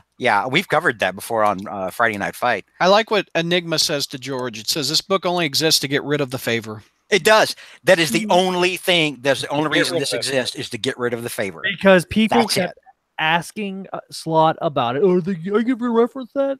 You ever going to reference that? And then people are like, well, Spider-Man is owed a favor. Maybe you can use it to restore the marriage. Ha ha! Monkey's paw. This is why. It made me think of Dan Slott and sort of correlation to Karl Marx, who, of course, was writing about communism and religion, saying you can't have religion because it gives hope to the masses. Well, we can't have a favor from Loki because Dan Slott knew that was something that fans looked at with a little bit of hope. Like maybe one day that a different writer could use that to correct some horrible, horrible problems.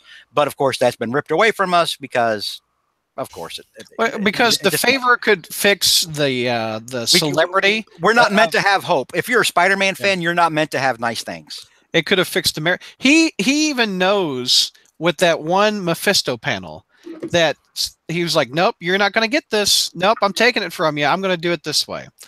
And that, I'm retroactively changing my grade. This is an F.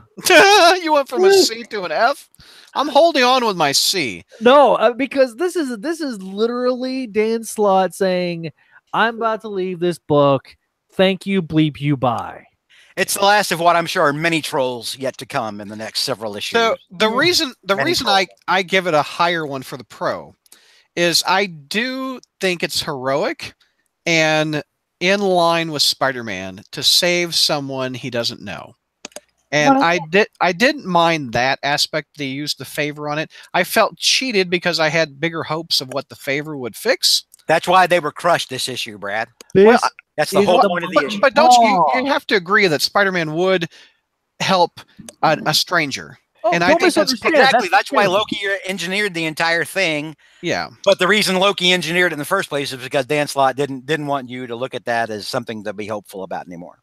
Right. Because I don't even about Spider-Man saving I feel like we could have had a story about Spider-Man saving a stranger without undoing everything that happened.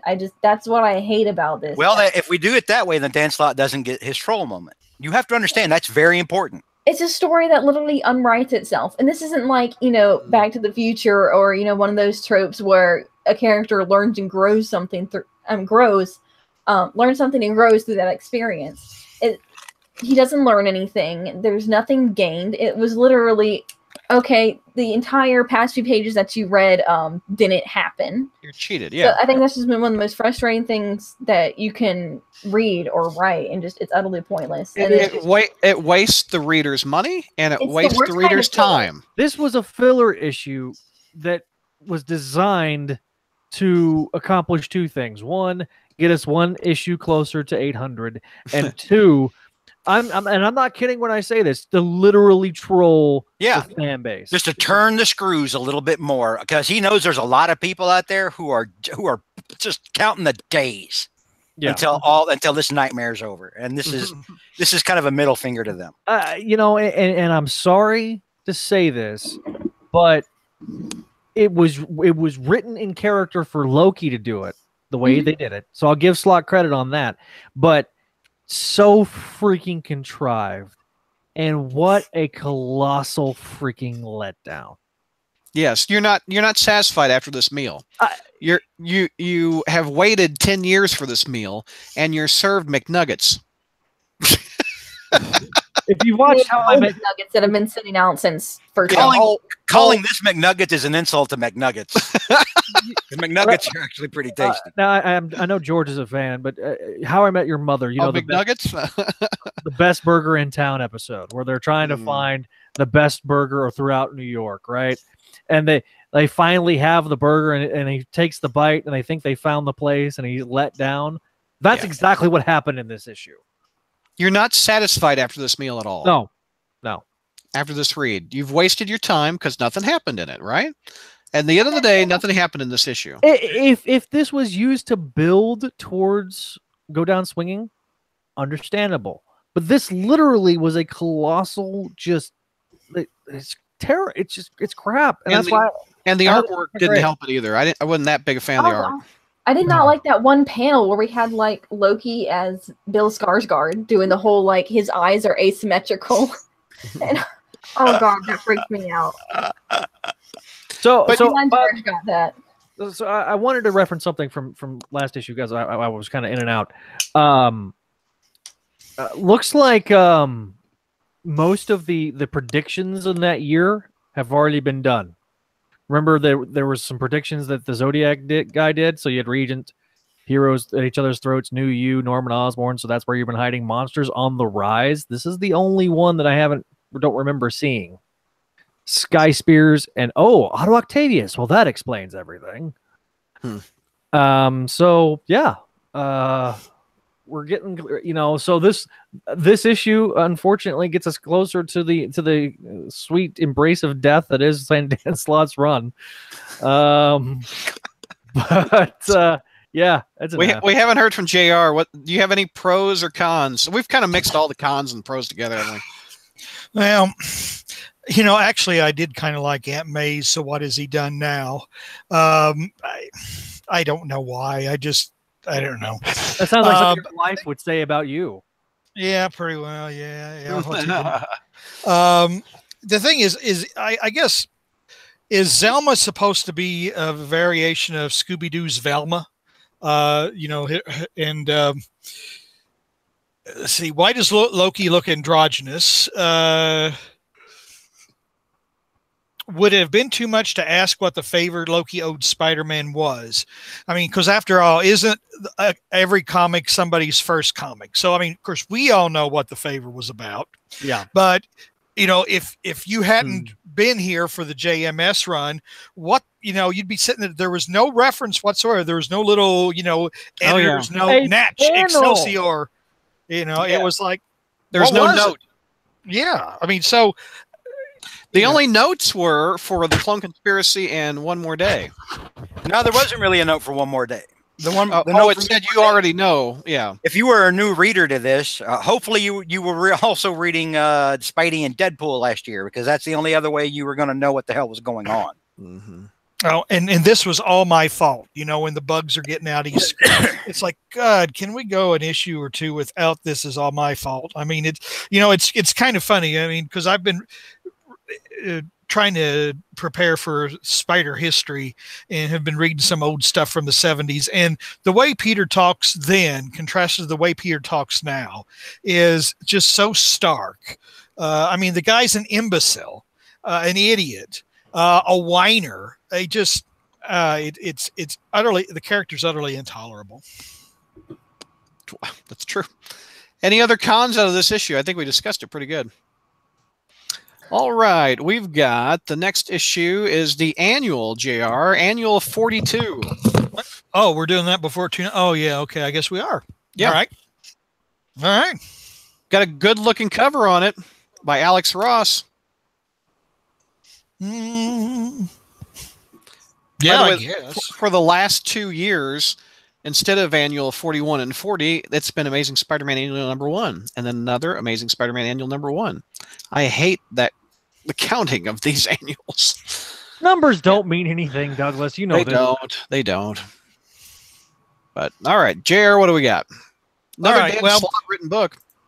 Yeah, but first of all, you have the first rule of annuals. Okay. And the first rule of annuals is that they're usually bad. They are almost always caveat emptor purchases, and this one is no exception. So our story begins with the Enforcers, 2 of 3, which were supposed to be dead. Montana died in a forgettable Brand New Day story, which and the Ox, this is the original Ox. The original Ox died in an issue of Daredevil back in the early 1970s. So, but anyway, between Montana dying and coming back, he grew mutton chops and a mustache. But anyway, so these guys, they've come back because they were cloned during Clone Conspiracy. The clones of the Enforcer, as Bernardo says. So the reason they're here, they've showed up. They're in the tunnels under New York talking to Steam Bath Guy, and they came to warn Steam Bath Guy that they ran into the clone of Ned Leeds. And Ned mentioned the term Blood Creek. Okay. So, and then Ned melted. All right. Now, so it's like, I don't know. I don't know what the point of this was. But anyway, so a Steam Bath Guy is really called the underboss. And you're kind of made to believe that because you can't see him now, that he's actually going to be somebody important. Yeah. I thought it was Norman. Anyway, so Clone Conspiracy, was where Ben 28 or Ben 29 or Ben 30. What was he anyway?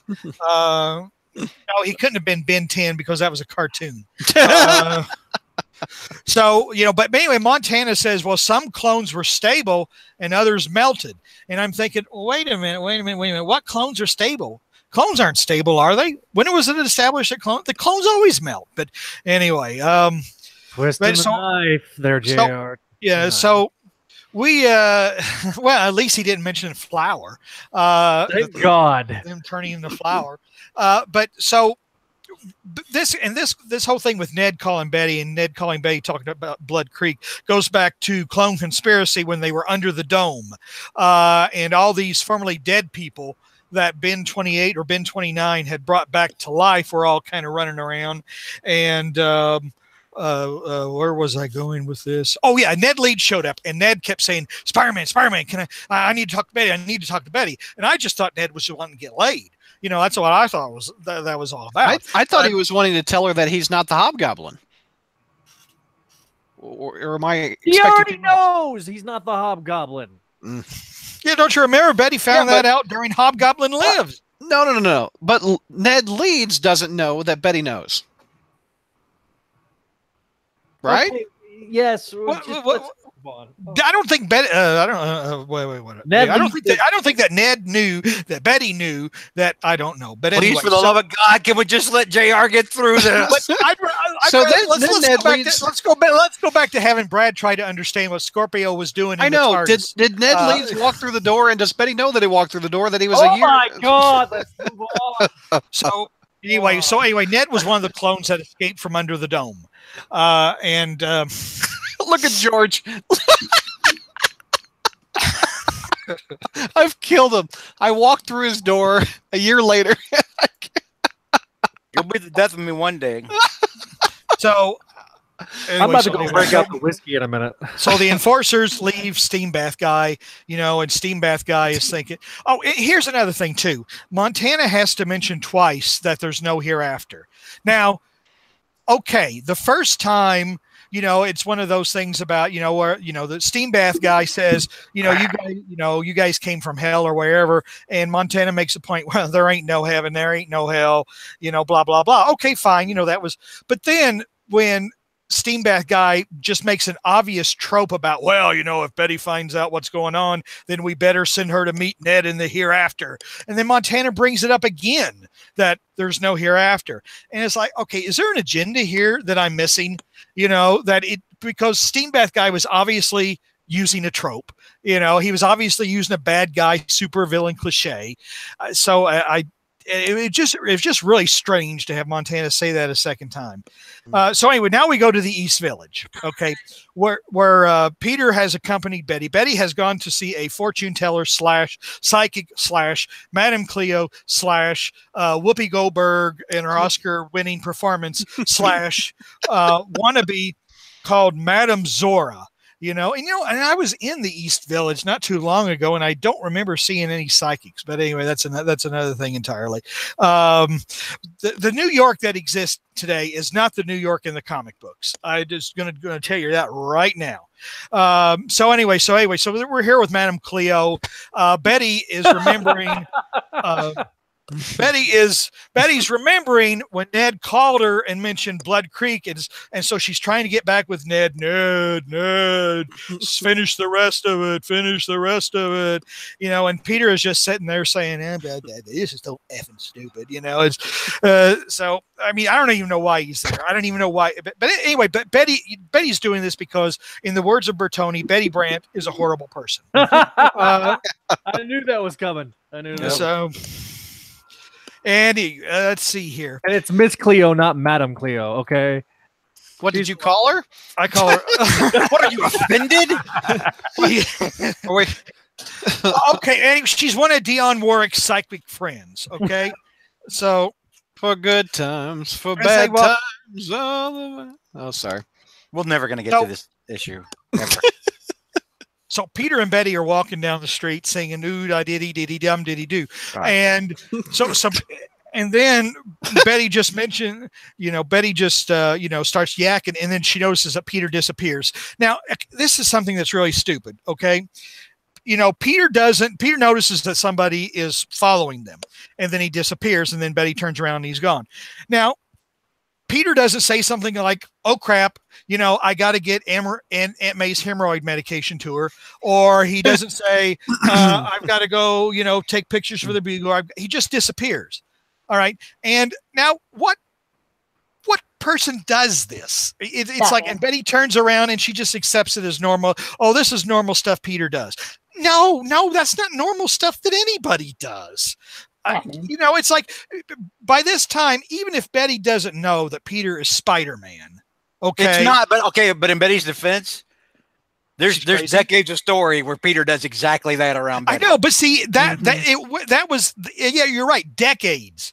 This is 2018. This doesn't work anymore. Okay, people are not as stupid as they were portrayed in the comic. Well, they weren't even as stupid back then. But back then, the superhero tropes we all accepted.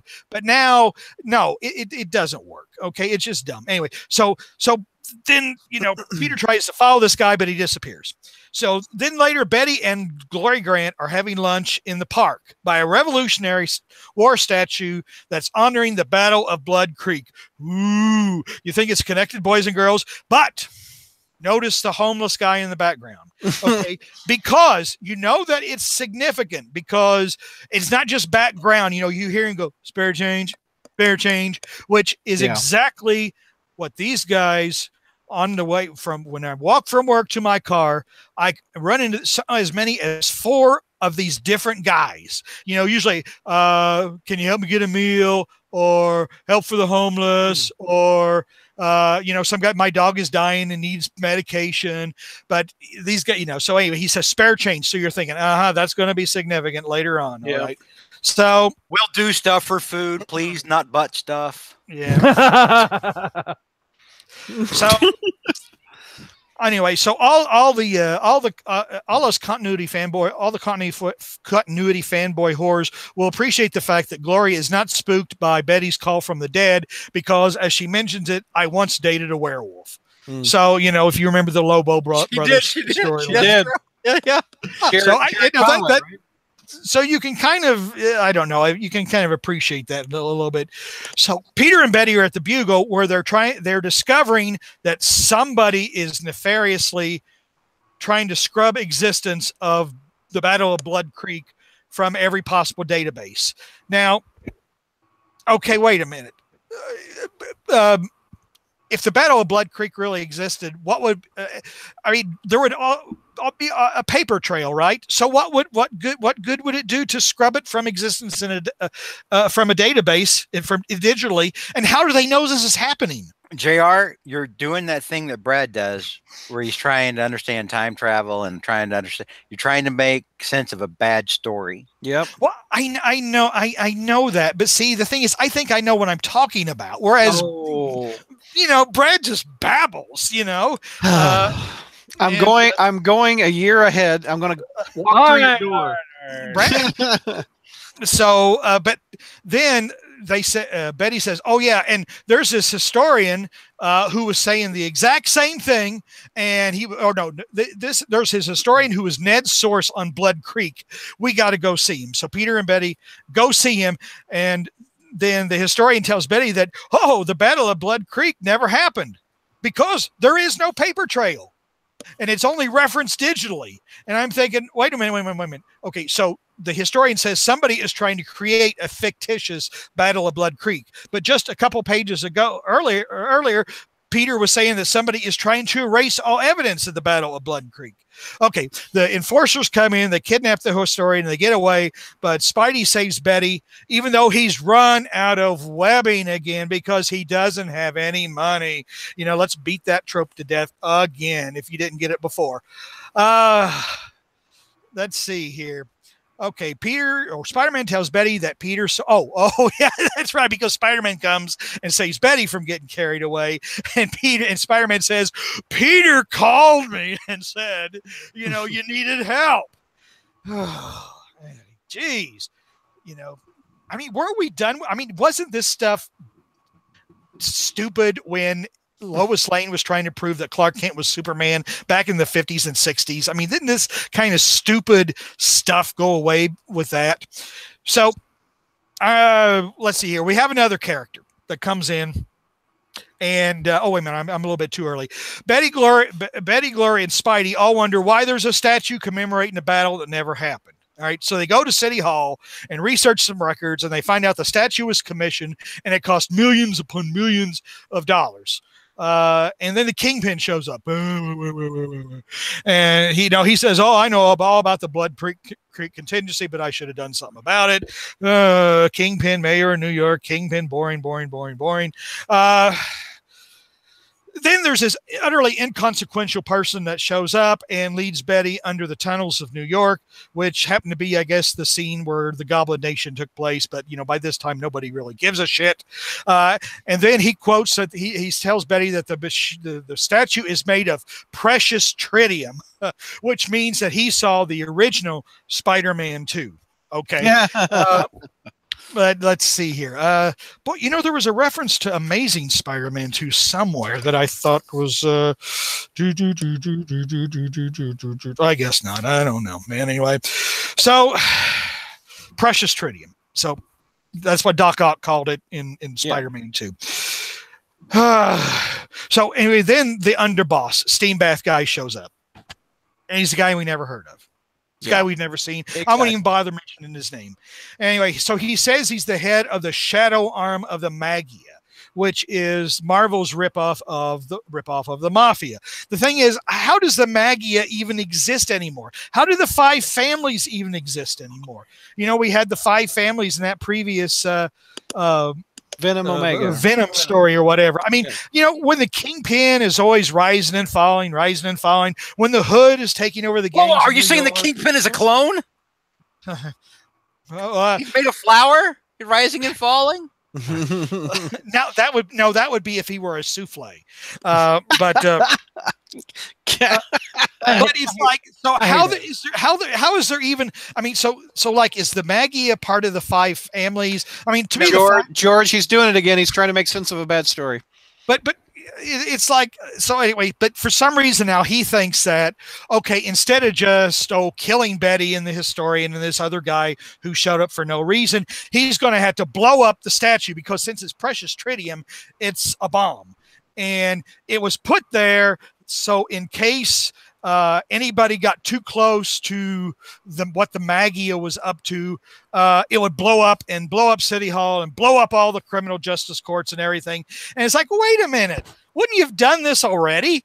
I mean, how many times has the Magia been indicted, and supervillains been indicted, and mafia bosses been indicted, and the thing hasn't blown up yet?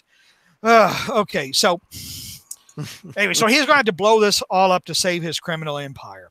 And so they start taking a train. He and the forces take a train, and manservant Ronaldo is going to go, do something for him.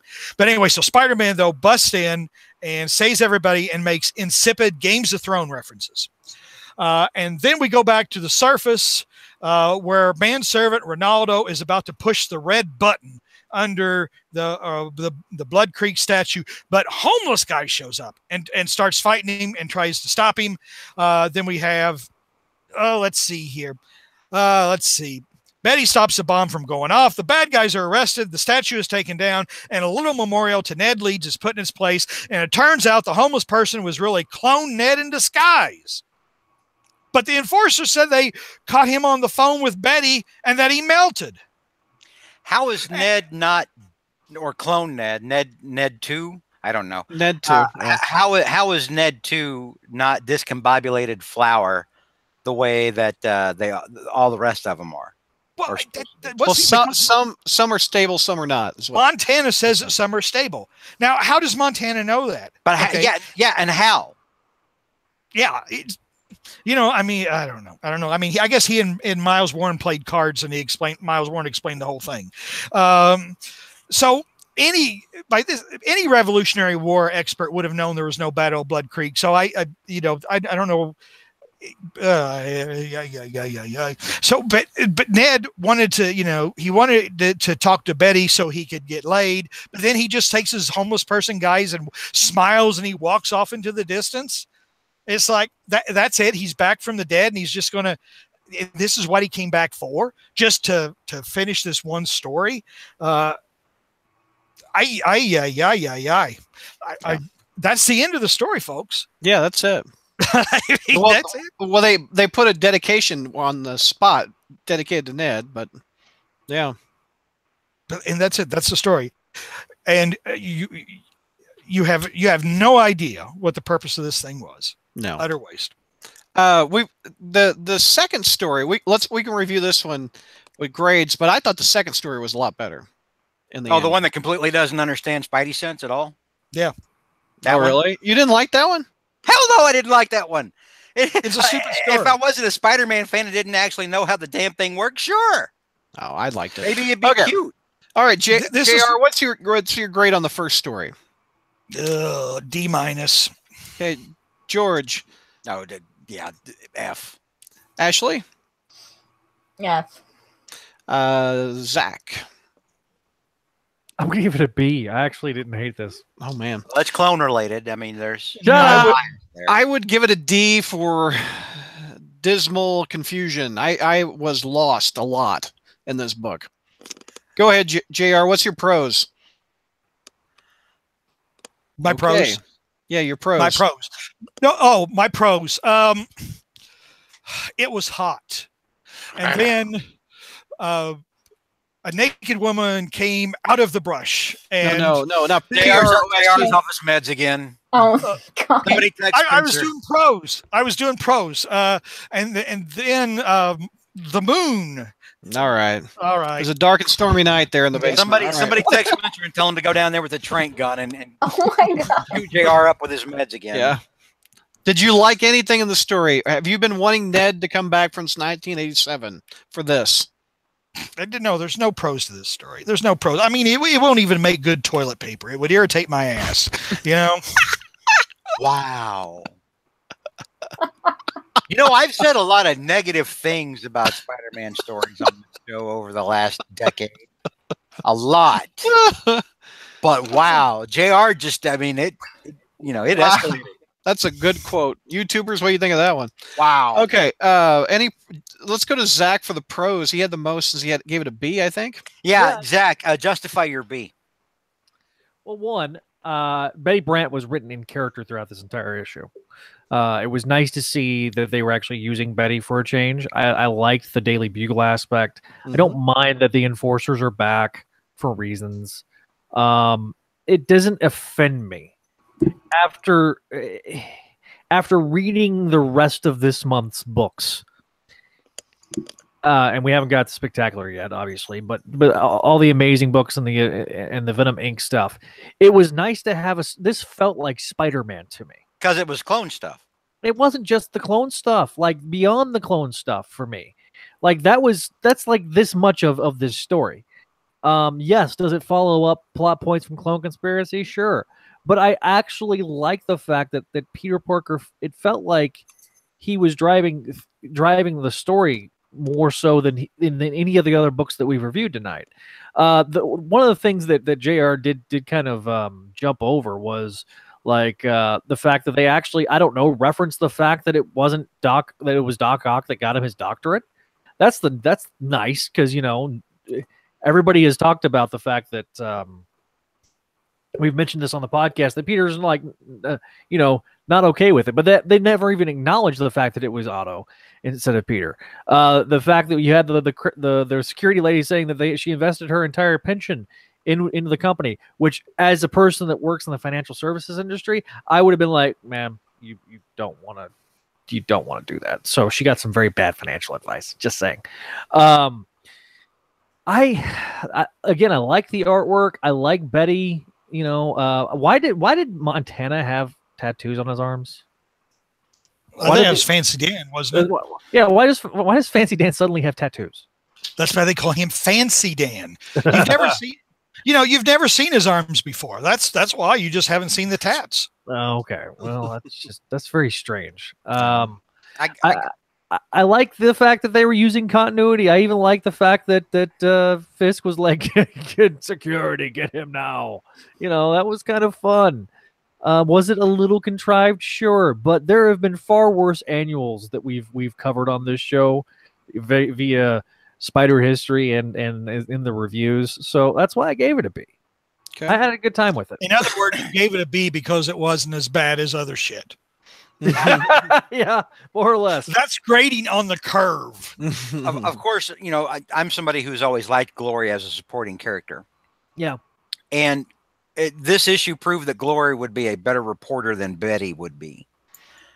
Because, like, they're sitting there in the park, and Betty's like, what even is Blood Creek? And she's, you know, and Glory's like, oh, the Revolutionary War battle that just happened to be fought on this very spot. You know, and Betty's like, how do you know that? And then Glory's like, it's on that damn statue we're sitting next to. Well, of course. Look, I want more Glory. I do. I want more Glory in the book. But we also know that Betty is not as good. She thinks she's a good reporter, but she's really not as good as she thinks she is. Well, she's psycho. That's the thing. She's crazy. I'll give you that. You got a case of the crazies. Yeah. I mean, she got scooped by Ken Ellis once. JR, what's your biggest cons out of this book? My big, you mean I have to pick? They're all big cons. Give me a few. Give you a few. Okay. The fact that I didn't understand the villain's plot. The villain's plot was stupid. I agree. It's like it was like this whole thing, they built this big explosive statue. No, I didn't understand the plot, actually. I didn't either. That's what took me So out. there's my biggest con. What was the point? Yeah. And why does Montana have mutton chops and a mustache? What was the point of bringing Ned Leeds back for this? What was the point of wasting the favor from Loki for this? What was the point? These aren't related. Well, no, I'm just saying the payoff of both of those was subpar and not worth our time. Yeah, I mean, why does clone Ned just walk off into the sunset? It's kind of like if you were going to bring him back and give him a last hurrah, wouldn't you have him have a final scene with him and Betty, with him making amends, or maybe him and Peter settling up, old grievances they had, or something rather than just him smiling and walking off into the distance. I mean, if you're going to do that. Maybe there's going to be a mini series where Ned and Betty are reunited, and Ned literally melts in her hands. Not. He's not the Candyman. Well, better than melting in her mouth, I guess. But anyway. But also, the backup story was cute. Melts in your hand, not your mouth. Good lord. Okay. Meanwhile, back at the ranch, the backup story was really good. Marcus So is actually this is some of his best artwork that I've seen. Oh yeah, I thought the art was pretty good. I thought it was kind of cute that Aunt May was trying to get everybody together for Peter's birthday, and everything. I liked Mary Jane appearing in the book. Yes, the spider sense is woefully inconsistent. Even Rich Johnson had a problem with it. I didn't mind that. It didn't offend me. I'm like, if you had spider sense, wouldn't you constantly you seeing threats everywhere? Right. I didn't have a problem with it. JR, did you ever? What, Ashley? Oh, it's a side story, so I'm like okay with creative license being taken for the purpose of the story. So. Yeah, and I like seeing all the Spidey costumes on the last page. Yeah, that was cute. JR, did you not like the spider sense story? No, I didn't. What happened, George? You just got a hat. What are we doing? What in the world? The joke was so bad I needed a fancy hat. Yeah, you're using Zach props. What are you doing, sir? No, I just. All right. All right, JR, the final story about spider sense. What did you think of it? The only good part about it was the dog poop. I mean, it's one of those. It's if the writer was doing, it looks like the writer may have been doing a deliberate. Okay, if Spider-Man really had a spider sense, taken to its logical extreme, this is how it would really work. It would be an utter nightmare for a person to have, and by Peter, it would show that a person literally could not function if he truly had this power. But why are you doing this in the context of a Spider-Man story? I mean, it's I mean, we've as a parody, it might have worked, but as an honest Spider-Man story, no. Okay. And the whole thing about being secretive and having something for Peter, trying to surprise Peter on his birthday, that was lame. Technically, isn't every clone a parody story? Isn't every clone story a parody story? I say we move on. What do you guys think? Zach, wrap us up with Spec 299. All right, so let me take it out of the bag. Taking it out of the bag. All right, so Spectacular Peter Parker, the Spectacular Spider-Man 299, written by Zdarsky, Adam Kubert, and Juan Fergieri. Jason Keith was the color artist. Marcos Martin did the cover art. The story is called Desperate Measures, and we pick up with T'Challa talking with Peter Parker's not sister, because we don't have a new movie coming out starring T'Challa. There is more team ups in this book than Marvel team up had. Yeah, so we have this typical superhero misunderstanding. We get Hawkeye shows up for reasons, so we get the little bit of a chase scene in those regards. We go to a Mr. Fix-It. They fix everything from laptops, Androids, iPhones, Starkphones, and webware. Oh, well, they crossed off the webware. That's kind of cute. So Jonah is talking to the Shocker, who is straight out of the '90s show, with his trench coat on. If you ever watched the '90s show, Shocker still has his costume on because they didn't want to have to make another character model. Yeah, that's exactly what happens. So Betty and Jonah are, kind of, and Jonah's Jigsaw Jameson in this one. So Pete's sister and Peter show up at Mason's the lab, and there's a bit of a discussion, and we then get the guest appearance by Ironheart and Superior Foes Era Beetle. Also, the Vulture's there for reasons. This just as a reminder. This is the book that you guys were telling me was so good, right? No, it's gone off the rails. It's gone off the rails. It's almost like I could tell that it was going to be garbage, like by issue 2, and that's why I stopped reading.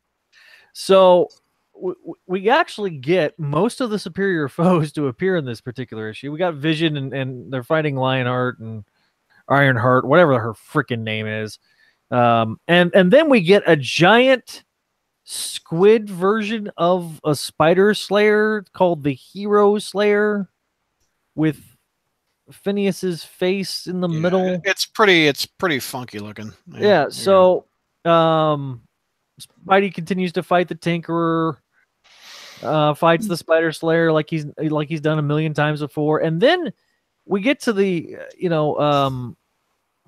very end where I'm out on that one. The very end of this thing. Ending of this. So you've already lost Brad, and he likes bad stories. Yeah. So and even Brad doesn't like this. What does that tell you? So Mason suddenly has Mason is no longer Mason. He is now Inspector Gadget because he's got his Go-Go Gadget arm. Grabs Jameson and says, "Look, our former mayor doing door-to-door, thinking of running again." And all of a sudden, then we have the midsection of Mason open up, and then out comes the Tinkerer. So basically, Spidey's being played by the Tinkerer. And so the Tinkerer is inside the gut of his robot brother. Yeah. I don't think there was any such thing as his brother. I think. Yeah, he made a brother out of. So anyway. Plot twist: Tinkerer is actually his brother is actually the Tinkerer, and to be continued. Issue 300, the end game. Man, has this gone off? The thing that we've disliked about this since they brought Spectacular back has been this whole subplot with the sister and Mason and all of this. The things that have worked about this series, to answer some of George's question, has been the Jonah stuff. But quite frankly, this is some of the most god-awful and a complete waste of Adam Kubert's talents as well. This is to give it a grade, Brad. It's a D- for me. Yeah. Where X-Wolf in chat says the Tinker is Andre the Giant. Yeah. For some reason, like Mason's character design, it looks like Andre, and it's like, yeah. I had hopes. I think that issue where he talked to Jonah was just in one shot or something like that, because that doesn't match the quality of the rest of this book. No, I mean, you could read that issue and maybe the one before it, no problem.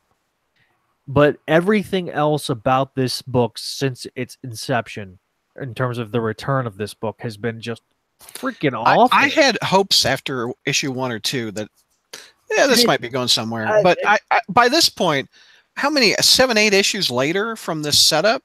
Yeah, it's taken too long to get to the payoff. It was like it was spinning its wheels to get to 300. Yeah. It's really horrendously bad, and I can't justify liking this book. And I know that a lot of us Brad, you and I had hopes. A lot of people were pinning their hopes on Zdarsky, and I warned people not to. I know, and I hate to say I it. went on a big rant about that, about being careful about not looking at Because you didn't like his Howard the Duck book. I remember. Yeah, I just yeah, I've never understood the draw to his right. I mean, I don't see it. Marvel 2-in-1's the exact same thing. I read now, it. I take that. I disagree on that. I do like Marvel 2-in-1. Oh, I've read 2 issues of that. Oh, actually, it's just like Spec. I've read 2 issues of it, but I liked it better. So you give it a D-. I will also give it a D-. I would agree with that. Ashley, did you read this one? I did, but I feel loath to even give it a grade because I just do not care. Yeah. If it's got Teresa Parker in it, I'm just out. This concept could have been fine handled with another writer, and I just, if I've mentioned it several times, but if you want a superior Peter Parker sister book, go read the Adam Troy Castro books. Yeah. George, what's your grade, sir? I didn't read this. Oh, I'm sorry. I thought you did. Okay. I just made a whole point about it. I'm sorry.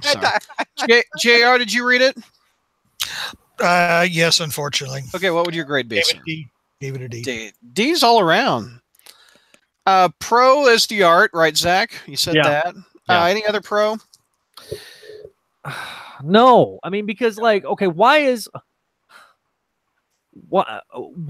do we have to have in both books, both Amazing and Spectacular? It's like you have to have the guest stars show up and save the day. And save the day, and you're cramming it full of guest stars on both books, and to where it's no longer, when guest stars would appear in Spider-Man, it was kind of cool, but it was one and dones. But this has been just the last 3 years. It's been just book after book. It didn't matter if it was ASM or a satellite book. Spider-Man can't just do his own shit. Mm-hmm. He just can't. And it goes back to what we said earlier about how when we realized tonight that the 90s have actually been better than the 2010s. Even in the 90s, as bad as things got, and as badly as he was written out of, well, not out of character, but as bad as some of the stories were, he still got to beat ass. Right. He was still the star in his own damn book. Yeah, I mean, there would be guest stars, every summer, but that was it. Spider-Man was able to do his own thing. Mm-hmm. You would have occasional guest star, but it wasn't all the freaking time. I am so sick and tired of seeing why is Black Panther here other than to try to cash in on a possible movie? There is no reason. Yeah, it's just freaking ridiculous.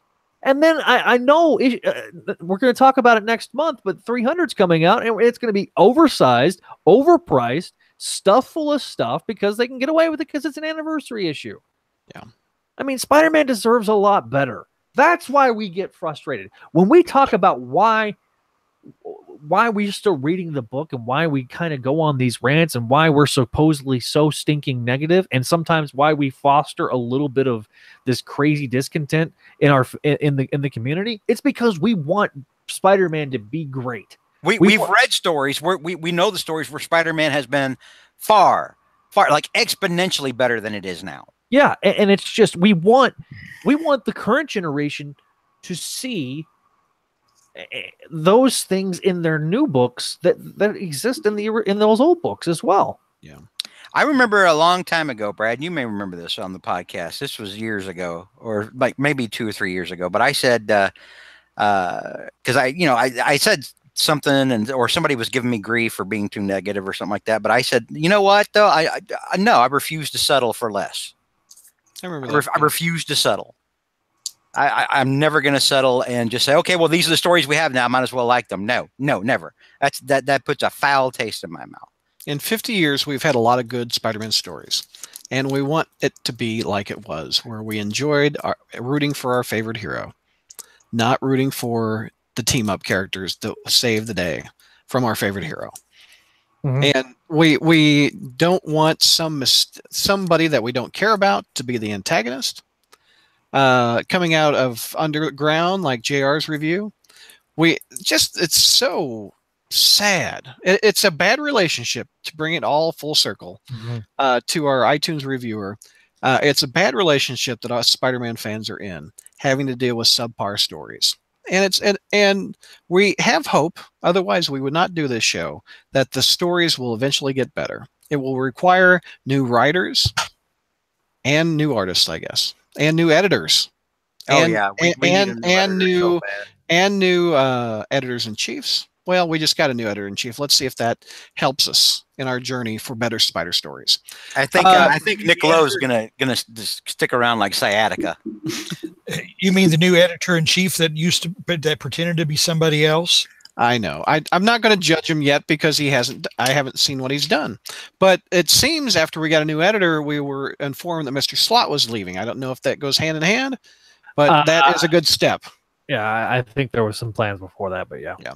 JR, let's hear your cons out of this book. We haven't heard much out of you on the cons. Oh, no. Spec $2.99. Yeah, I thought I've been ranting so much. I thought I actually had talked about it, but I guess I didn't. Right. Let's see here. I don't know why is Hawkeye in this? You know, I mean, and why are they trying to make him look more like Jeremy Renner every day? Yeah. You know, I was wondering, is Mason modeled on Andre the Giant? I mean, but although at least it looks like he won't be a continuing character. I was afraid that he was going to be, when they first had the Mason, that he was going to be another one of those, you know, assisting the superheroes behind the scenes characters. I didn't want to see one of those. You know, real quick, JR, do you think it's a matter of the writer saying, you know what, all I've written is Howard the Duck. I'm on a Spider-Man book. I want to pack as many people that I've always wanted to write into this book. And don't you think an editor would say, no, stop. This is a Spider-Man book. Focus on that. Well, editors don't edit anymore. I mean, I think that's pretty apparent. I mean, the editors don't apparent anymore or edit. I don't know. I wouldn't even dream to imagine what this guy was thinking. I really wouldn't. Okay. So, but no, I mean, the cons, I mean, it just, and why does the Tinkerer look like Dr. Savannah now? I mean, the Tinkerer was always kind of an old, old wrinkly old guy or whatever. Yeah. And now he looks absolutely nothing like he's looked in the past. Well, he got some Aunt May meds and they de-aged 20 years because he walked through a door and he went 20 years into the past. You're still trying to tie all that back together, Brad. No, I'm trying to loop it in to make some sort of sense of the chaos. All right, so I think if we don't have any more final thoughts, all right, we'll end it there. All right. Hey, it looks like McNulty's online. George, we ended the show. So let's take a bathroom break. YouTubers, we will be back live in about 10 minutes. I'm sorry I keep getting up. My throat is dry tonight. I've almost gone through a gallon of this stuff right here. What is it? This is strawberry watermelon kind of drink mix that I get from Walmart, and it's like crack cocaine. I can't stop it. Enigma says, "Stop it." Yes, McNulty, you're back. So Mike will have you on the next show. I'll send you a link on your email to join. So, all right, we're going to stop the broadcast right here and join us in about 10 minutes. We'll see you next time, Crawl Spacers.